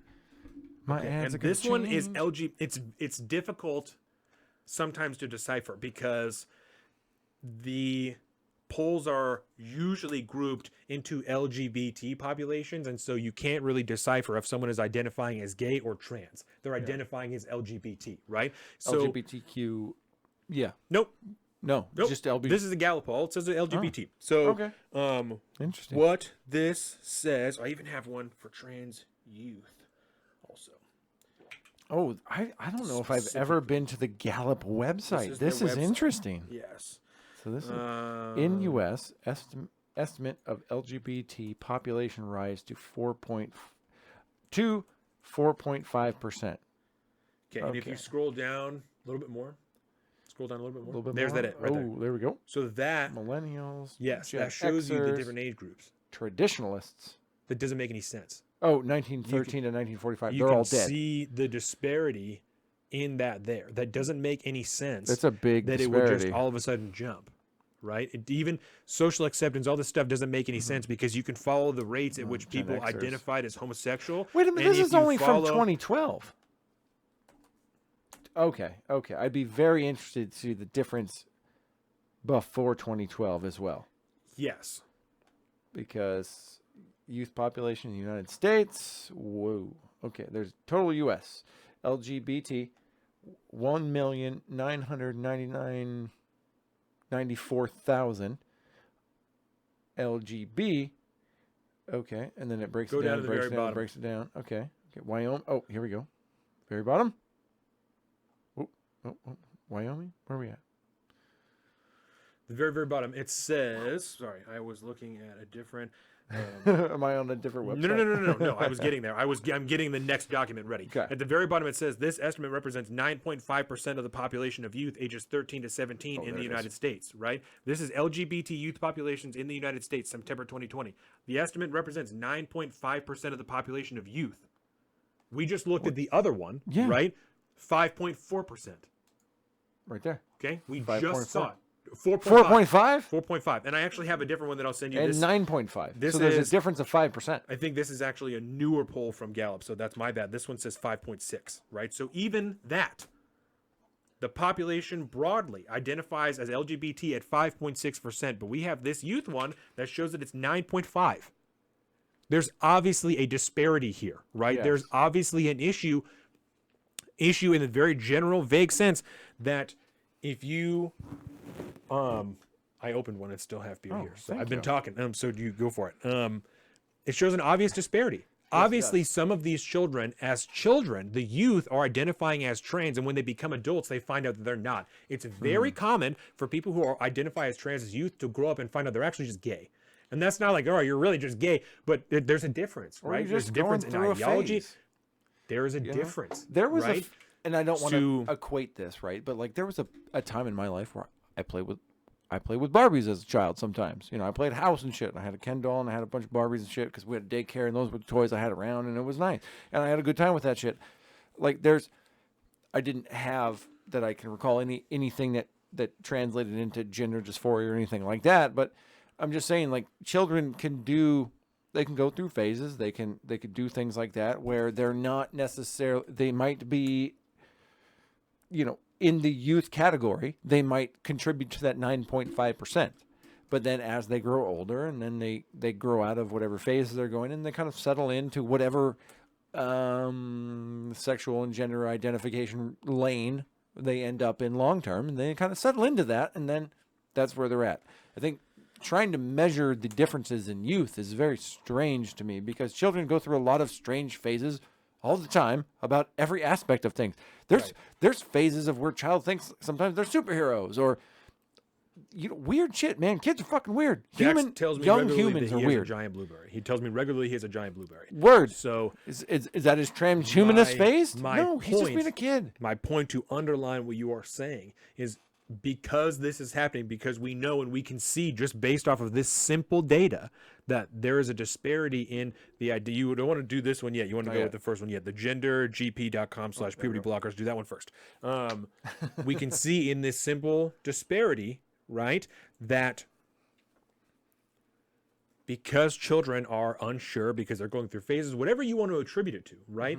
We should not be providing them with drugs or surgeries that could and do permanently alter things about them, right? This is based off of this article here. No, this is nope. Are we still back this on this is one? gendergp.com/puberty blockers. right? Oh. I sent you 3 articles Yeah, just now. you send me third, and I went to the Yep. second. There we So go. this is the first one. There right? we go. I'm sending you a lot of shit. There is nothing wrong This with is this. good. We got a solid feed going on This is here. probably the most articles we've run with on one day, but Yes. this is the easiest way to just fucking blow this shit apart in about 5 seconds, right? So we just saw the disparity. We just saw that on an average, based off of this, 4% of these youth that are identifying as LGBT are not actually going to be identifying as LGBT when they're It was adults. 5. right? It was 5. Right. So 5%, 4%, however you want to round it, some half of those kids aren't actually going to identify as LGBT when they get older. Yep. So we should not be giving them surgeries, definitely. You should not be, children cannot sexually consent. They should not be able to consent, nor should your parents be consenting for you to permanently altering surgeries. If you're under 18, your parents should not be okaying for you to remove your breasts. It seems like a Even bad if, idea, I don't man. care if you are meeting all 4 of those things where your Yeah. parent, your student, your child, your doctor, and your psychiatrist are like, yeah, definitely gender dysmorphia. Wait till you're 18. Make that decision Word. for yourself. I am not you. I should not be making that decision for you. I am not you. I am not you. No. You need to wait until you are an adult. I will tell you every day until then, I support you 1,000%. I don't want to make this decision for you. Even if you, as a child, are telling me you cannot sexually consent, I do not want to do this. If Yeah. your child doesn't understand, I understand that. That's a difficult place as a parent. I'm telling you, I'm telling everyone here, America, as a parent, if Dax told me and his psychologist told me and his doctor told me there is no doubt he has gender dysmorphia, I would tell him, I want you to wait until you are 18 for you to make this decision, because I, as your parent, cannot ask you to consent to this if you cannot sexually consent to interaction with another adult. So I don't want to do that. And doesn't that speak to how personal you think that decision is? The fact that you as a parent are not willing to make that call for your child until he is legally old enough to make that decision, man. I don't want to do that because, and I can understand where that comes from, because obviously when you think about your parents, and as an adult, not like when you turn 18, but when you're like 30, 35 years old, when you look back on the decisions your parents made for you as an adult, is that something that you as a parent want to settle your child with for life? Or should you, Exactly. in the grand scheme of life, man, if you live a full, long life, 18 years ain't that much. You can wait. Life is a fucked up situation and there's struggle, and I don't care about the pain involved and all this confusion and whatever. You can make all the heartbreaking arguments that you want to me. But I'm telling you right now that generally speaking, it's 18 years, 18% of your life. I don't want to make that call for you. You have way more life to live in your own hands than you do under my legal hands as a parent, where I lose control over your life at 18. Right. After that, it's up to you. You might live to 100 plus years old. I don't want to make it a decision that is so impactful on your own life until I want you to suffer until you're 18 so you can make that decision for yourself, because it's a lifelong decision. I only have you till I'm 18. And that's why it's so You're important 18. that schools are not helping kids make these decisions. Yes. And that children who are under 18 are not allowed to make these decisions. I That's a- listened to We were making interviews arguments. with- We were making arguments on a parental level, Yeah. right? And now all of a sudden, we have to remember we're changing reference now to Right. now. This is not in the way you would handle things as a parent. This is how you're handling things as a government. So the impact is on a exponential level. And in Oregon, the age to consent for transitioning and medical decisions is under 18. I believe it's 15 years old. So if you're 15 years old, you can work with your doctor to begin the transition process without your parents' consent. That's a fucking mistake. That's That is a insane. terrible goddamn idea. We've just shown you in 10 minutes. Half of those kids are not going to identify as trans when they get older. And it's not because they're fucking stupid. It's because they're fucking children. They don't know. Yeah, and when you change it to talking about percentages of the population, like 4.5% versus 9.5%, you're not roughly half of the people. Half. That's a fuck ton. If we are trying to say, realistically as a journalist, you're trying to show that like 4.5%. You're trying to write this article and you're going to write this headline that it's very impactful. It's a big percentage of yeah. youth. It's a massive percentage. We're almost 10% at this point. And now, as a journalist, again, you're going to say, like, I can't say half. I have to say, like, okay, the difference is, it's 4%. It's whatever. That's fucking half, man. That's a lot. It's a lot. It's a lot to be gambling with. Yes. Again, I'm not a parent, but man, you gotta be right with your Jesus in this situation. If you're gonna make that call for your child, or allow them to make that call for themselves at 15 years old, right? And I'm not gonna tell you what to do. Obviously, people should do what they think is right. But man, there's a lot on the line there. Right. And there's obviously something there's obviously something going on here, whether it is social and emotional, like Abigail Schreier says, right? She wrote that book that's specifically about young girls in high school. And her deal is like, these are the same girls that, would be anorexic or would have issues with cutting or whatever. Like, this is a psychological issue on this front. And it happens to be that there's an ideology that's lining up with it that pushes them in that direction, right? Or like James Lindsay says it is, that it's a political and cultural deal. Right. Yes. And that tends to be what I lean more towards. Right. And we'll get into that a little bit more, but I just wanted to lay that out there. So puberty blockers, right, are not completely reversible. That is one of the things that is about that. No, it's completely reversible. You can start taking them and stop taking them anytime, and it doesn't make any difference. Mm-hmm. That's not true. For a long time, that's the first article that I sent you, right, is puberty blockers, the real side effects, it's called. And this is the one that's gendergp.com/puberty blockers. It's one over. There it is. That one right there. Okay. Boom. This is from gendergroup.com/puberty blockers, side effects, pros, cons. And it says puberty blockers, the real side effects. Some people have claimed that puberty blockers are experimental or unsafe treatment, or that puberty blocker side effects are severe, but this is not the case. The efficacy of puberty blockers in adolescents with gender dysphoria is adequately evidenced and no more experimental than other areas of pediatric medical care. Okay, we've talked about this. Of course, they're going to help children who have gender dysmorphia. That's not the fucking question here. Yeah, we're not talking about that. Who don't have gender dysmorphia that are still being given these drugs because they're being given to them by a doctor who isn't requiring psychological sign-off. And let's add a caveat slightly to that and say diagnosed with. Yes. As in, because you can't say diagnosed if you were a doctor. I am diagnosing this child with gender dysmorphia is a thing other than parents going on to WebMD or whatever it is and saying, oh, my child has gender dysmorphia.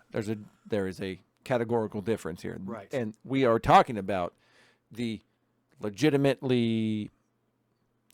valid version of that, the credentialed professional diagnosing somebody with. And it's extremely important, this next section, right? GnRH analogs, the medical name for puberty blockers, are just blockers. They've been used to manage precocious puberty in children for many years and prevent pubertal development in transgender children for many years. Puberty blockers are not necessary in pre-pubertal children. Many young children are naturally inclined to explore their gender identity, and this does not require medical intervention. Blockers are not prescribed to anyone unless, this is very important, they have a history of discomfort with their assigned sex at birth. They wish to prevent pubertal developments. They do not align with their gender identity. These feelings are worsened by the onset of puberty. Nowhere in there does it say a diagnosis of gender dysphoria. No. Nowhere. We're very subjective right now. Nowhere. And we're asking a child to make this call, right? Yes. Okay. I just want to make sure. Yep. So they can't drink alcohol. They can't drink alcohol, but they can change their sex or their gender. Yep. Okay. Puberty blockers, side effects. Some people are concerned about side effects of puberty blockers. You scroll down a little bit. Yep. Just so you know where I was at. I scrolled Wrong down. mouse. Yeah. Some people are concerned about the side effects of puberty blockers. The main areas of concern most widely referenced are that blockers impact bone density and fertility, and that they promote a potentially increased chance of further medical transition. You hear bone density conversation a lot in like the UFC and the fighting sport realm. Limited studies have suggested that where bone density is impacted in young people using blockers, it is due to the absence of hormones rather than the result of the blockers. Wait. The absence of hormones other than the use of the blockers. We're not saying what do blockers do? Yes, we're not saying we found the blockers. We're saying we found less. Okay. I see where we're hormones at. are essential for bone health. This supports the argument that the timely use of gender-affirming hormones in trans youth and not allowing prolonged periods without sex hormones. This is an active area of research. You can read more about bone density here. Okay, so that literally doesn't make any sense at all, right? Because this aligns with missing hormones, you should block them earlier. Right? They're saying hormones and they're using it like it's some type of ambiguous term, right? Well, we're talking about in males testosterone and in females estrogen. So if you're a male and they're blocking your testosterone and that's what's leading to your bone density issues, they're saying we should just block it earlier. Even though that's what's leading to your bone density issues. That literally doesn't make any logical sense. They've contradicted themselves in this same paragraph. What they're saying is that we are not affirming the gender, or the hormone blockers are being found, obviously, but we're not finding anything in your system that's stopping your bone density from, becoming like a full, at an increased level if you're a biological male. We'll put it that way, right? We're not finding any reason why this would be happening, but we also can find positive affirmation of hormone blockers that are, so we're identifying the absence of something and not affirming that there's something we can find that is contributing to your lack of bone density. Yes. Your bone density is low. We don't know why, but you're also on hormone blockers, but we're not going to talk about that. That's what they're saying, but we'll go over the study, and it says actually the counter to that. It says that they're fucking wrong. So, because it's only a study done on children who are going through these puberty blockers as compared to their peers. That's literally how the study is done. So it's compared to your peers who aren't on puberty blockers and the people who are on puberty blockers. The only fucking difference being that you are either having your puberty blocked or you are not. Yeah. The variable here is the fucking puberty blockers. You stupid assholes. I don't understand, because the puberty blockers are not contributing to bone density loss. No. I don't understand what you're talking about. It's the hormones. They just said it's not contributing. Yes. No. It's the lack of hormones that are caused by the puberty blockers. These are the ones that have medical substantiation. On top of that, if you go through Abigail Schreier's book, if you go through, what the fuck is her name? Deborah So, I think her name is. If you go through Benjamin Boyce's series on detransitioning, there are no shortage of anecdotal stories of when puberty blockers have had negative side effects, ranging from mild discomfort to death. Mild discomfort, not to death, but to having to have a hysterectomy because of the because of the ovarian cramping, things like that that's happening there. Yes. Oh my God. Yeah, the uterine cramping. That's what I'm saying. Sorry. So the uterine cramping that can be caused by these drugs, right, can be a side effect of these drugs. People have had to have hysterectomies. So if you're not really trans and you're going through this and then you have a fucking hysterectomy, then you decide, and that's not denigrative. That's if you then figure out that you aren't actually trans, you're actually a woman, now you can't even have fucking children. You've been sterilized because you took these drugs because you thought it was the right thing at the time. Get the fuck out of here. Or if you had the procedure because you were on the drugs and it was so painful, you went in to have the surgery, and now all of a sudden, 10 years later, That's you're what I'm going, saying. oh, fuck. That's what I'm saying. Yes. Okay. And that is so disturbing. People say, oh, it's anecdotal. There's no science to support that. That's fine. Here's a fucking scientific article. This is the next article. This is from WNG.org, right? And then I also have the third one I sent you is the study that this article is about. Okay. So we can even go through the fucking study if we want. Proponents of putting this, the headline, study, effects of puberty blockers can last a lifetime. Data debunk a common rationale for giving kids transgender treatment. This is December 18th, 2020.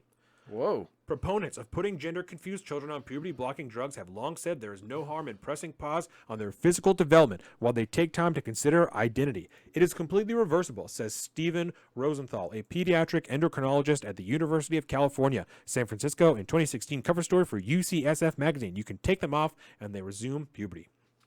But a long-term study by the United Kingdom's leading facility for treating gender dysphoric children found otherwise. Contrary to common beliefs about puberty-blocking drugs, the majority of children who take them do not resume puberty. Isn't that fucking weird? So I love how they say, here's one doctor that says it doesn't happen, and here's an entire UK institute that says no, it does happen. Not only in the leading facility for treating gender dysphoric children. Yes. Their whole entire job is to make their lives better. Is to improve the lives of gender dysphoric children. That's their whole job. Let's continue. In a December 2 We're back to Salt of the Streets podcast. Foundation Trust, all but one child treated for gender dysphoric with puberty blocking drugs went on to take cross-sex hormones to alter their sex characteristics permanently. The study also showed that children's bone density and normal growth flatlined with puberty blockers as compared to their peers, and participants reported no improvement in their psychological well-being. The findings support a growing body of evidence showing the harm and irreparable damage of experimental medical treatments for children with gender dysphoria. Interesting. Okay, what are we talking about? Ideology What versus are we science. talking about right now?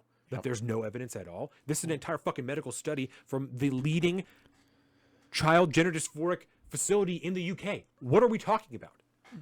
They're literally lying to you. They are Yes. literally lying to you. This is propaganda that they are spitting to you to try and groom your children and shift you into their ideology. Yes. So they can groom your children. I was going to say, because the argument is into what ends? What evil villain is on the other end of this groom that is in receipt of the groomed masses? And really what it is, it's ideology versus science. That's what this is. It is can only ideology.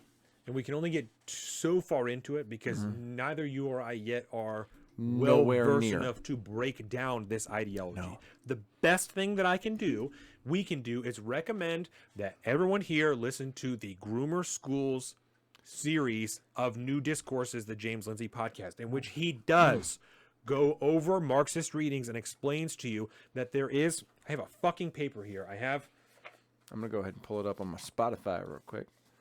Because, yes, I do have it. There we go. Take a look, everybody. You can find new discourses. There is James a Lindsay. long, and this is from Groomer Schools 2. There is a long-running ideological project to groom children out of childhood innocence so that they can become politically malleable. That is Go down a little so bit. messy. You went Oh, past it. it was right here. Yeah. Oh, you were showing. Yeah. Okay. I was showing, and then there's Groomer Yep. Schools. And Yep, then and then there's recently number he 3. did a Groomer School 3. Yeah, and More I didn't recent, know back about in that December. one, but I got We're new. yes. It's okay. So, I didn't have another hour last night to give to James Lindsay because this shit is rough, by the way. And just for everybody so they know what they're getting into if they look at this stuff up. He is literally reading the papers themselves. that were written that pushes, that back up legislation like this kind of stuff that we've been talking about and all this. Like, this is the actual peer-reviewed article, essays that they are referring to that are developing that are being implemented in institutions like schools And that they're are then used- being translated into your children. They're being used to inform the policy that your children and the curriculum that your children are being educated under. Yes. That's what they're doing. And so the it's- teachers are reading yes. these, they're learning from them. They are then implementing those strategies into your children in government-funded schools. Yes. They are actively working to dismantle the innocence of your children to make them tools for the revolution. And that sounds crazy. That sounds fucking crazy. When you have crazy there orange, are yeah. devout and admitted Marxists throughout our university system, right? There's no lie about that. There are articles from our government, from the different intelligence agencies, that Marxists have infiltrated our universities. There is no doubt about this. There is no question. This is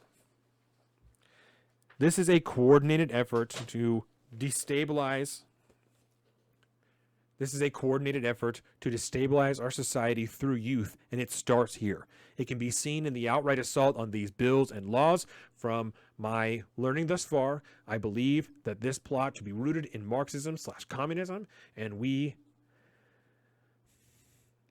have covered before that the prosperity of that ideology will lead to the death of liberty, individuality, and potentially millions of people. And I've realized just how extreme this sounds,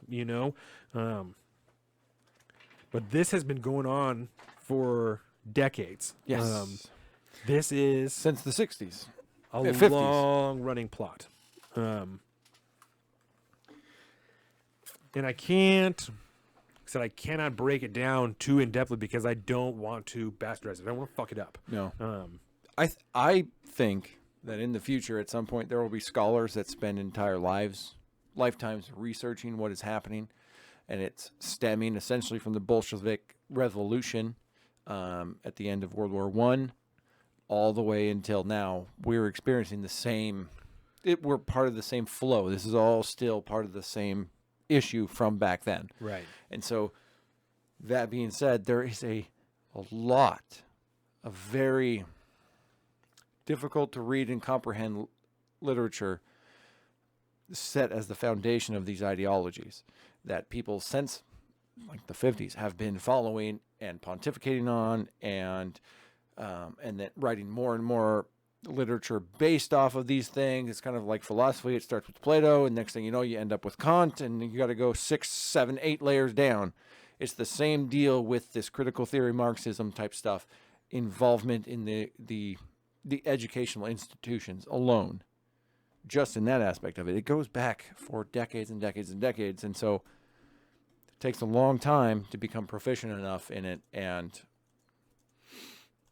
right now, James Lindsay is one of those people that we kind of rely on because he has been so engrossed in it his entire life. It is and has been his entire passion, his adult life, to study this stuff and expose it for what it is. Yeah, because and so we rely on people like that because he's already spent a lifetime doing it, and he's only still scratching the surface. Well, I wouldn't say a lifetime. His background is he's a mathematician. That's what he went to school for. His Professional adult life in academia. Right. And that's what I'm saying is just only that it's as he got older That's that true. he learned about this shit, and that's why he's still learning, is because he hasn't been doing it his entire career, But Yes.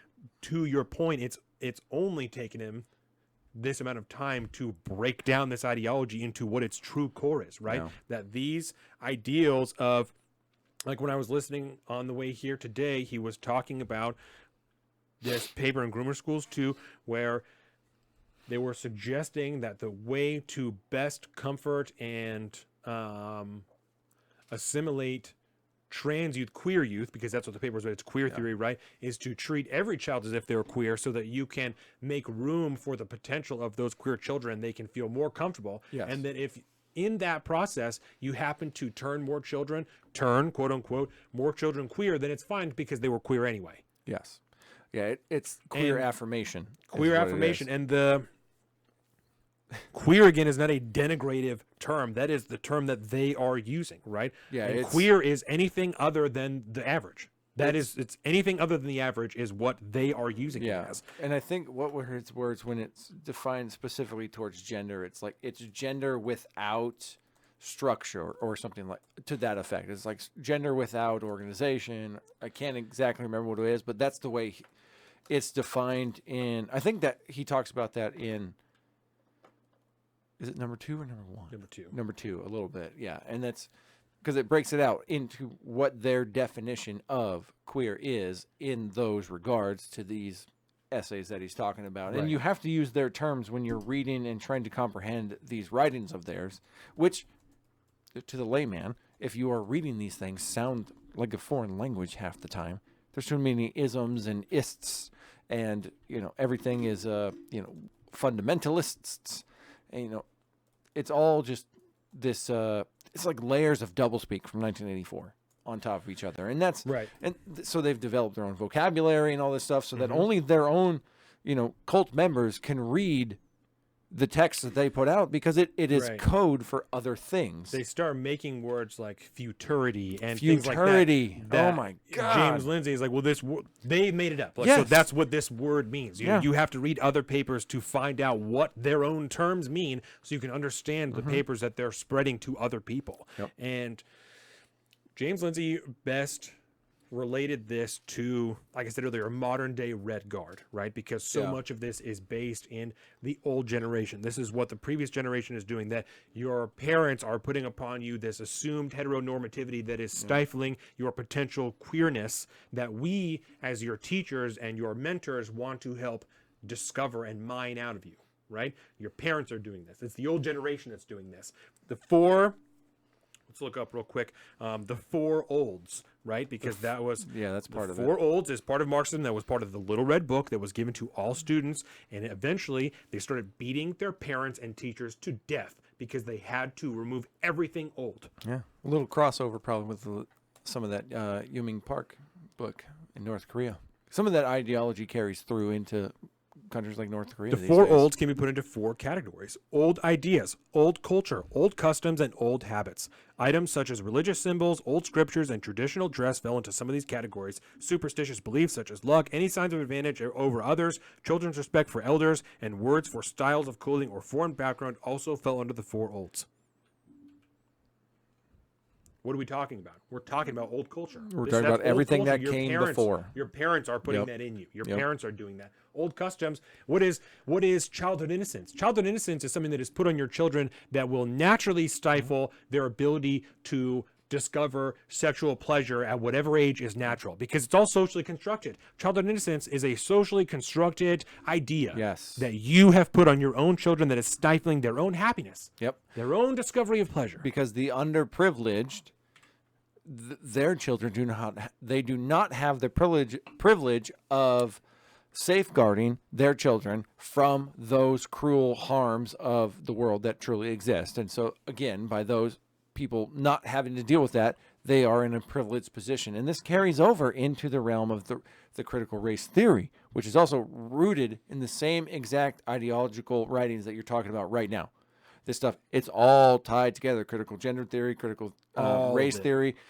Critical anything theory stems from the founding of the Frankfurt School and the founders of that school that led to the Marxism, that led to what we're talking about right now. It's cultural Marxism. Yes, it all goes back. And it's not communist. This is something, I had a conversation with somebody earlier. Communist, socialist, whatever it is, democracy, whatever it is that you're talking about. These are Specifically Marxism. governmental systems Yeah. that sound very much like ideological systems. Ideological systems breed governments. Governments do not breed the ideology. In this case, Marxism is the birthright, is the ideology behind communism and socialism, and in some cases, fascism. But that's how you have to separate the two. One is a governmental system that is the IRL version of humans' expansion on the ideology. Marxism is the ideology that it is all rooted in. Yes. Yeah, no, 100%. This is just a little section about the Red Guards, right? The Red Guards were the young activists of the Cultural Revolution. In a way, they were Mao's henchmen who carried out his plans for China. They were the people who burned artifacts, destroyed landmarks, and beat up or publicly humiliated the non-followers. These people weren't just soldiers or adults. They were also made up of school-aged children and students who could be easily manipulated. Young children studied to become Red Guards and earned the title at the age of 12. The scary thing about Marxism is it's kind of like when people think about Hitler Youth and the kind of the innocence that was corrupted. Same thing. Except that's more of a, I guess, on a societal level, like a militaristic level versus this is more of a low level, everyday interactive societal level. Because this was at kids schools. yes. They handed them out Kids at schools. Yes. Yes. Not government institutions outside of that being what a school is, but also to illustrate the relationship between the two ideologies. yes. Like the fascism and the authoritarianism that ran rampant in the Nazi Party in the 1930s and the 1940s has a lot of similarities with the Marxism ideology because it's all about control over these people. It's all tied together. We'll leave it at that. Yeah. It's all tied together. Yes. And let's see. This is a tiny little section about abolishing the four olds. General Mao Zedong was bent on destroying the way China ran as a country during the revolution. And that's, what are we talking about? We're talking about social norms, right? Yep. Social infrastructure, the things that we're instilling in our children. The way that language we of run- revolution. The way that we run as a country. During the revolution, thousands of items falling into the four categories of the four olds were destroyed, much like the picture on the left, which is a bunch of statues, cultural statues. They raided the homes of people who were often referred to as the black elements and included former landlords, former merchants, former rich peasants, and persons who thought to be counter-revolutionaries, rightists, or criminals. Yep. Rightists. Rightists. Yes. Don't push to the right. Don't do it. And you know, it's funny. I was listening to.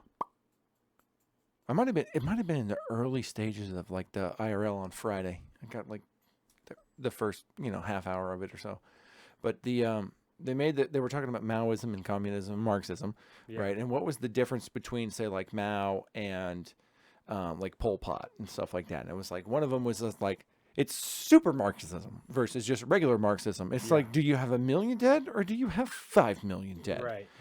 And it's just various divisions on the same. It's all part of a tragically flawed ideology that has you destroying half the population every single time. And I don't understand. But anyways, these papers keep getting written with this same ideology. Regardless of how far you trace it back and you see how it works out every single time, we continue. The literature still continues. Yes. That was the point I was truly trying to make. The same literature that drove people to wipe out millions and millions of people during the rise of like Eastern communism. Those same papers are still being talked about and pointed to and relied upon in contemporary essays to prove the points that we're talking about today. The ideology is still as rampant as ever, and if anything, is just evolved to a more sophisticated version of the like. Yes, because it is it's harder. It's finer and finer propaganda. Yes. Is what it is. Yeah, it's harder to understand. Like we said, they're using words. Some of that shit that when James Lindsay is reading, I'm like, you're fucking making up words. Like, that is not real. And they literally are making up words. And it is to create a larger, to continue to muddy the waters in the understanding of the ideology. Because, as you said, as it continues to grow, it gets smarter and smarter, like a fucking virus. It gets smarter and smarter and sees what the issues were in the previous implementations of it, and it patches those holes and it moves forward. That's exactly what we're seeing right now. And we are in such a oddly perfect time for this type of ideology because the social framework is such that people are terrified to say something that their friends don't agree with. Yes. They are terrified to be shat on. They are terrified to be disagreed with. They are terrified to be wrong. They're terrified to even be considered to be wrong. And that, I don't know enough to say whether or not that is a side effect of the implementation of these various forms of Marxism, or if this is a natural point that we're coming to because our country is finally getting old enough, or Douglas Murray has talked about that part of this is because our country is so old that this is kind of the natural history of countries that get this old. I don't know Especially at the scale. I've not been able to I'm only 27. I've only had so much time to research that shit. Yes. And you're not a scholar who has a golden opportunity ahead of them where all they need to do is learn things. Read things. Side note, I am though officially reading 5 books at one time right now. You fucking bi. Officially reading 5 books at one time. What 5 books are you reading, Donovan? So you're reading. This is The Wide Window. This is The Indifferent Stars Above, which will be switched out with Rubicon this week because now that we did the review preview, this one's done. The Constitution. This is my bathroom You read book. that every day. In my bathroom book in It the just morning. rotates. I start the day with the Constitution. As soon as you get to Revelations, you're starting Genesis. Exactly. So this morning I actually read Thomas Jefferson's first inaugural address. That was what I read this morning. Oh, so that's the good one. It's got all the extra writings Constitution and all and that other stuff. writings. Yeah, that's good. That's fun. Yes, so it started with the Constitution and stuff like that. Mayflower Compact, the Silence Dogood Letters, the Edict of the King of Prussia, rules by which a great empire may be reduced, give me liberty or give me death, the Declaration of Independence, Articles of Confederation, Treaty of Paris, Virginia Plan, Northwest Ordinance, Constitution, Federalist Papers, George Washington First Inaugural Address. There's a gang of stuff in here. That's right. Yeah. And because, I was going to say, that's where the line from last week's episode came from. Exactly. Also give where the me line liberty for or this give me week's death. episode will come from. Hopefully not from the same essay. No, because I just said that. But No. We'll say, but now that it's officially been next episode, if you get it after today, I don't care anymore because we've already recorded a new episode. Exactly. So you know better. You don't get a free T-shirt. And then the Trying to Birth shield Barter mom me like and that. the Doomsday Machine. I just started reading this week. The Doomsday Machine What is that? is about I know the by daddy book, but a man named Daniel Ellisberg. Ellisberg, the Doomsday Machine, Yes. Daniel Ellisberg. And he served in the White House during the Cold War. Oh. and he had hands on a lot of top secret documents and stuff like that. And so the first part of it is about the nuclear policy from Eisenhower forward, and the second part of it is about how to avoid a nuclear war and deconstruct the nuclear mainframe and global structure that we have today. Felt like a very pertinent book to be reading. So Yeah, heavy fucking shit, buddy. I had it on my shelf. Okay, you had it on. I had it on my shelf. I had it on the shelf. Good God, you know what I have on my shelf? For fuck's sakes, man. I guess I got a book about Kant up there and Kantian writings and things, but Yep, I had it on the shelf. So Man, I as soon know- as this whole Ukraine thing kicked off, I was like, oh, I should Probably start a good reading about idea. this a little bit. Yeah. God, I feel like a fat cat right now because I love fiction. That's Yeah. that's Yeah. my shit. Everyone likes their own shit. Yeah, everyone likes their own shit, I guess. Yeah. You know, I like stories. You Exactly. like real world stories. We'll get there. We got a couple of stories in the book. You know, we'll get there. Or in We'll the get there. list. Yeah, we'll get there. Indeed. So, I think that's about as far We've as we tackled can go Marxism. into that for now. I Yeah. did tell Colin and Jordan that my whole next year after the book club is over is going to be Marxist readings. So That's tough. we'll have series and segments and everything regarding these things. But other than that, the best thing we can recommend is to listen to the New Discourses podcast. That's a great one. And Yep. because it's not JVP. it's so little of his opinion. You Yeah. know what I'm saying? It's so he is reading the papers, and just as we did with the Don't Say Gay bill, read through it, stopped, explained to you what it says, and then Yes. continued. It is the exact same thing that he's doing with these Marxist papers. Yep. The exact same thing, except way better. except way better. Yeah. So that's what I would recommend. Yep. A good one to start with is the one about January 6th. He has one about every day is January 6th now. Yeah. That's a great one to start with. Yep. About modern day papers. So the ones we were reading about in groomer schools are papers from 2018. Yeah. They're 4 years ago. So it's not Not like this, that long ago. No, but they're being informed, like you said, by the writings from 1920, 30, 40, 50, 60, 70. Yeah. Decades of writings from people in Europe, America, Yep. going all over the place to Ever spread since- these ideologies. Ever since the Bolshevik Revolution. Yeah.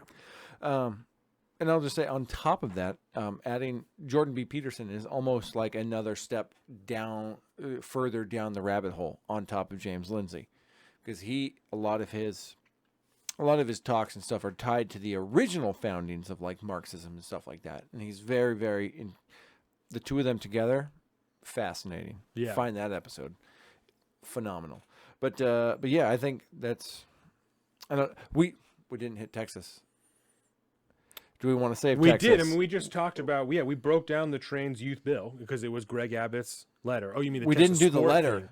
thing. We didn't. We do, did not read Greg no, Abbott's We letter. actually didn't get to Greg Abbott's letter. No, we did not read Greg because we Abbott's kind of letter. went around him. Yes. But Um, I mean, that's okay, because what's happening? Is there any laws getting passed? Is something happening? It's already law. So Okay. his letter was based off of a I'll pull it up real decision quick. by the Attorney General, and we can really just read the Attorney General's opinion if you want, because his letter just says, okay, now the Attorney General said this, you guys need to be enforcing Makes these clear things. it's already against the law to subject Texas children to the wide variant of elective procedures of gender transformation, including reassignment surgeries. Okay, I see. Yeah. So that's good. So it just shows at Yeah, that point. and so yeah. that's the Here we go. that's We'll the just pull up opinion from the letter real Texas quick. Attorney General. Just to show the receipts of what we Yep, talked no, about. absolutely. There we go. We'll just So do this is that. from the office of Ken Paxton, who is the Attorney General of Texas, right? And this is to the Honorable Matt Krause, who is the chair of the House Committee of the General Investigating. Dear Representative Krause, you asked whether the performance of certain medical and chemical procedures on children, several of which have the effect of sterilization, constitute child abuse. You specifically asked about the procedures falling under the broader category of gender reassignment surgeries. Requesting a letter at 1, you state that such procedures typically are performed to transition individuals with gender dysphoria to their desired gender, and you identify the following specific sex change procedures: sterilization through castration, vasectomy, hysterectomy, oophorectomy, Yeah. metidioplasty, archaeotomy, penectomy, philostomy, and vaginoplasty, mastectomies, and removing from children otherwise healthy or non-disease body part or tissue. Oof. That's a lot of big Those words. are footnotes. Also, this is also drugs, right? Yep. You qualify your question with the following statement. Some children have a medically verifiable genetic disorder or of sex development or do not have the normal sex chromosome structure of male or female as determined by a physician through genetic testing that require procedures similar to those described in the request. In other words, in rare circumstances, some of the procedures in your list are born out of medical necessity. For example, a minor male with testicular cancer may need an orchiotomy. I believe orchiectomy. Orchiectomy. The opinion does not address or apply to medically necessary procedures. Then it details the summary, and he shows his homework. Yes, that's what all of this is. Isn't it just kind of funny for a second to like take a step back and go, this is how governments talk to each other.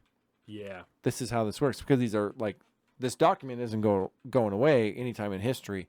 It's just there now forever. 100 years from now, if the same office exists, they'll be able to access the same thing, and that's how governments speak to each other. Right. That's very strange. On page 5, it seems like he actually answers the question. To the extent that these procedures and treatments could result in sterilization, they would deprive the child of the fundamental right to procreate, which supports a finding of child abuse under the family code. A, the procedures you described can and do cause sterilization.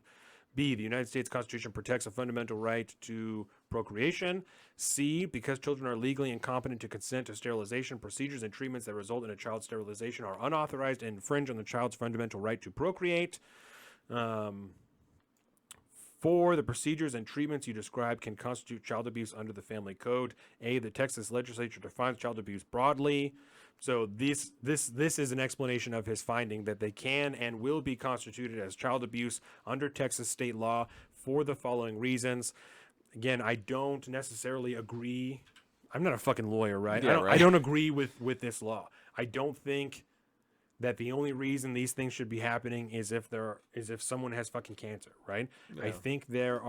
I don't think surgery should be happening to anybody under 18. I don't agree with that. I don't think that should be happening no matter what. Mm-hmm. As far as the puberty blockers, shit like that, pretty much anything up to surgery, again, if you're meeting call them the 4 corners, right? If the 4 corners are all in line and you're making a solid square, I got no fucking problem with it.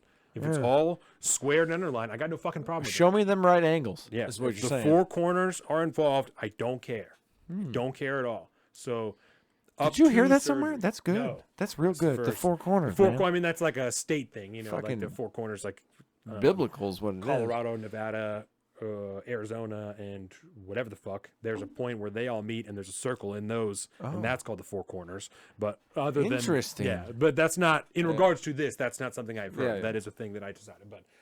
The term "the 4 corners" is used in other places, just to be. I dubbed you salt of the streets for a reason. That's all I'm saying. Thank you, sir. Thank you. It's fucking existential. With that, I think we can probably call this topic to an end. This part here, and move on. We've been going after. That was a long show today. Yeah, we're getting after it, buddy. Yeah, the next part. Are we 4 of 4? Yeah, this will be 4 of 4. This will be the last one. We'll have some fun. The last publicly available one. Indeed. Oh my God, this is the longest show ever. We're terrible people.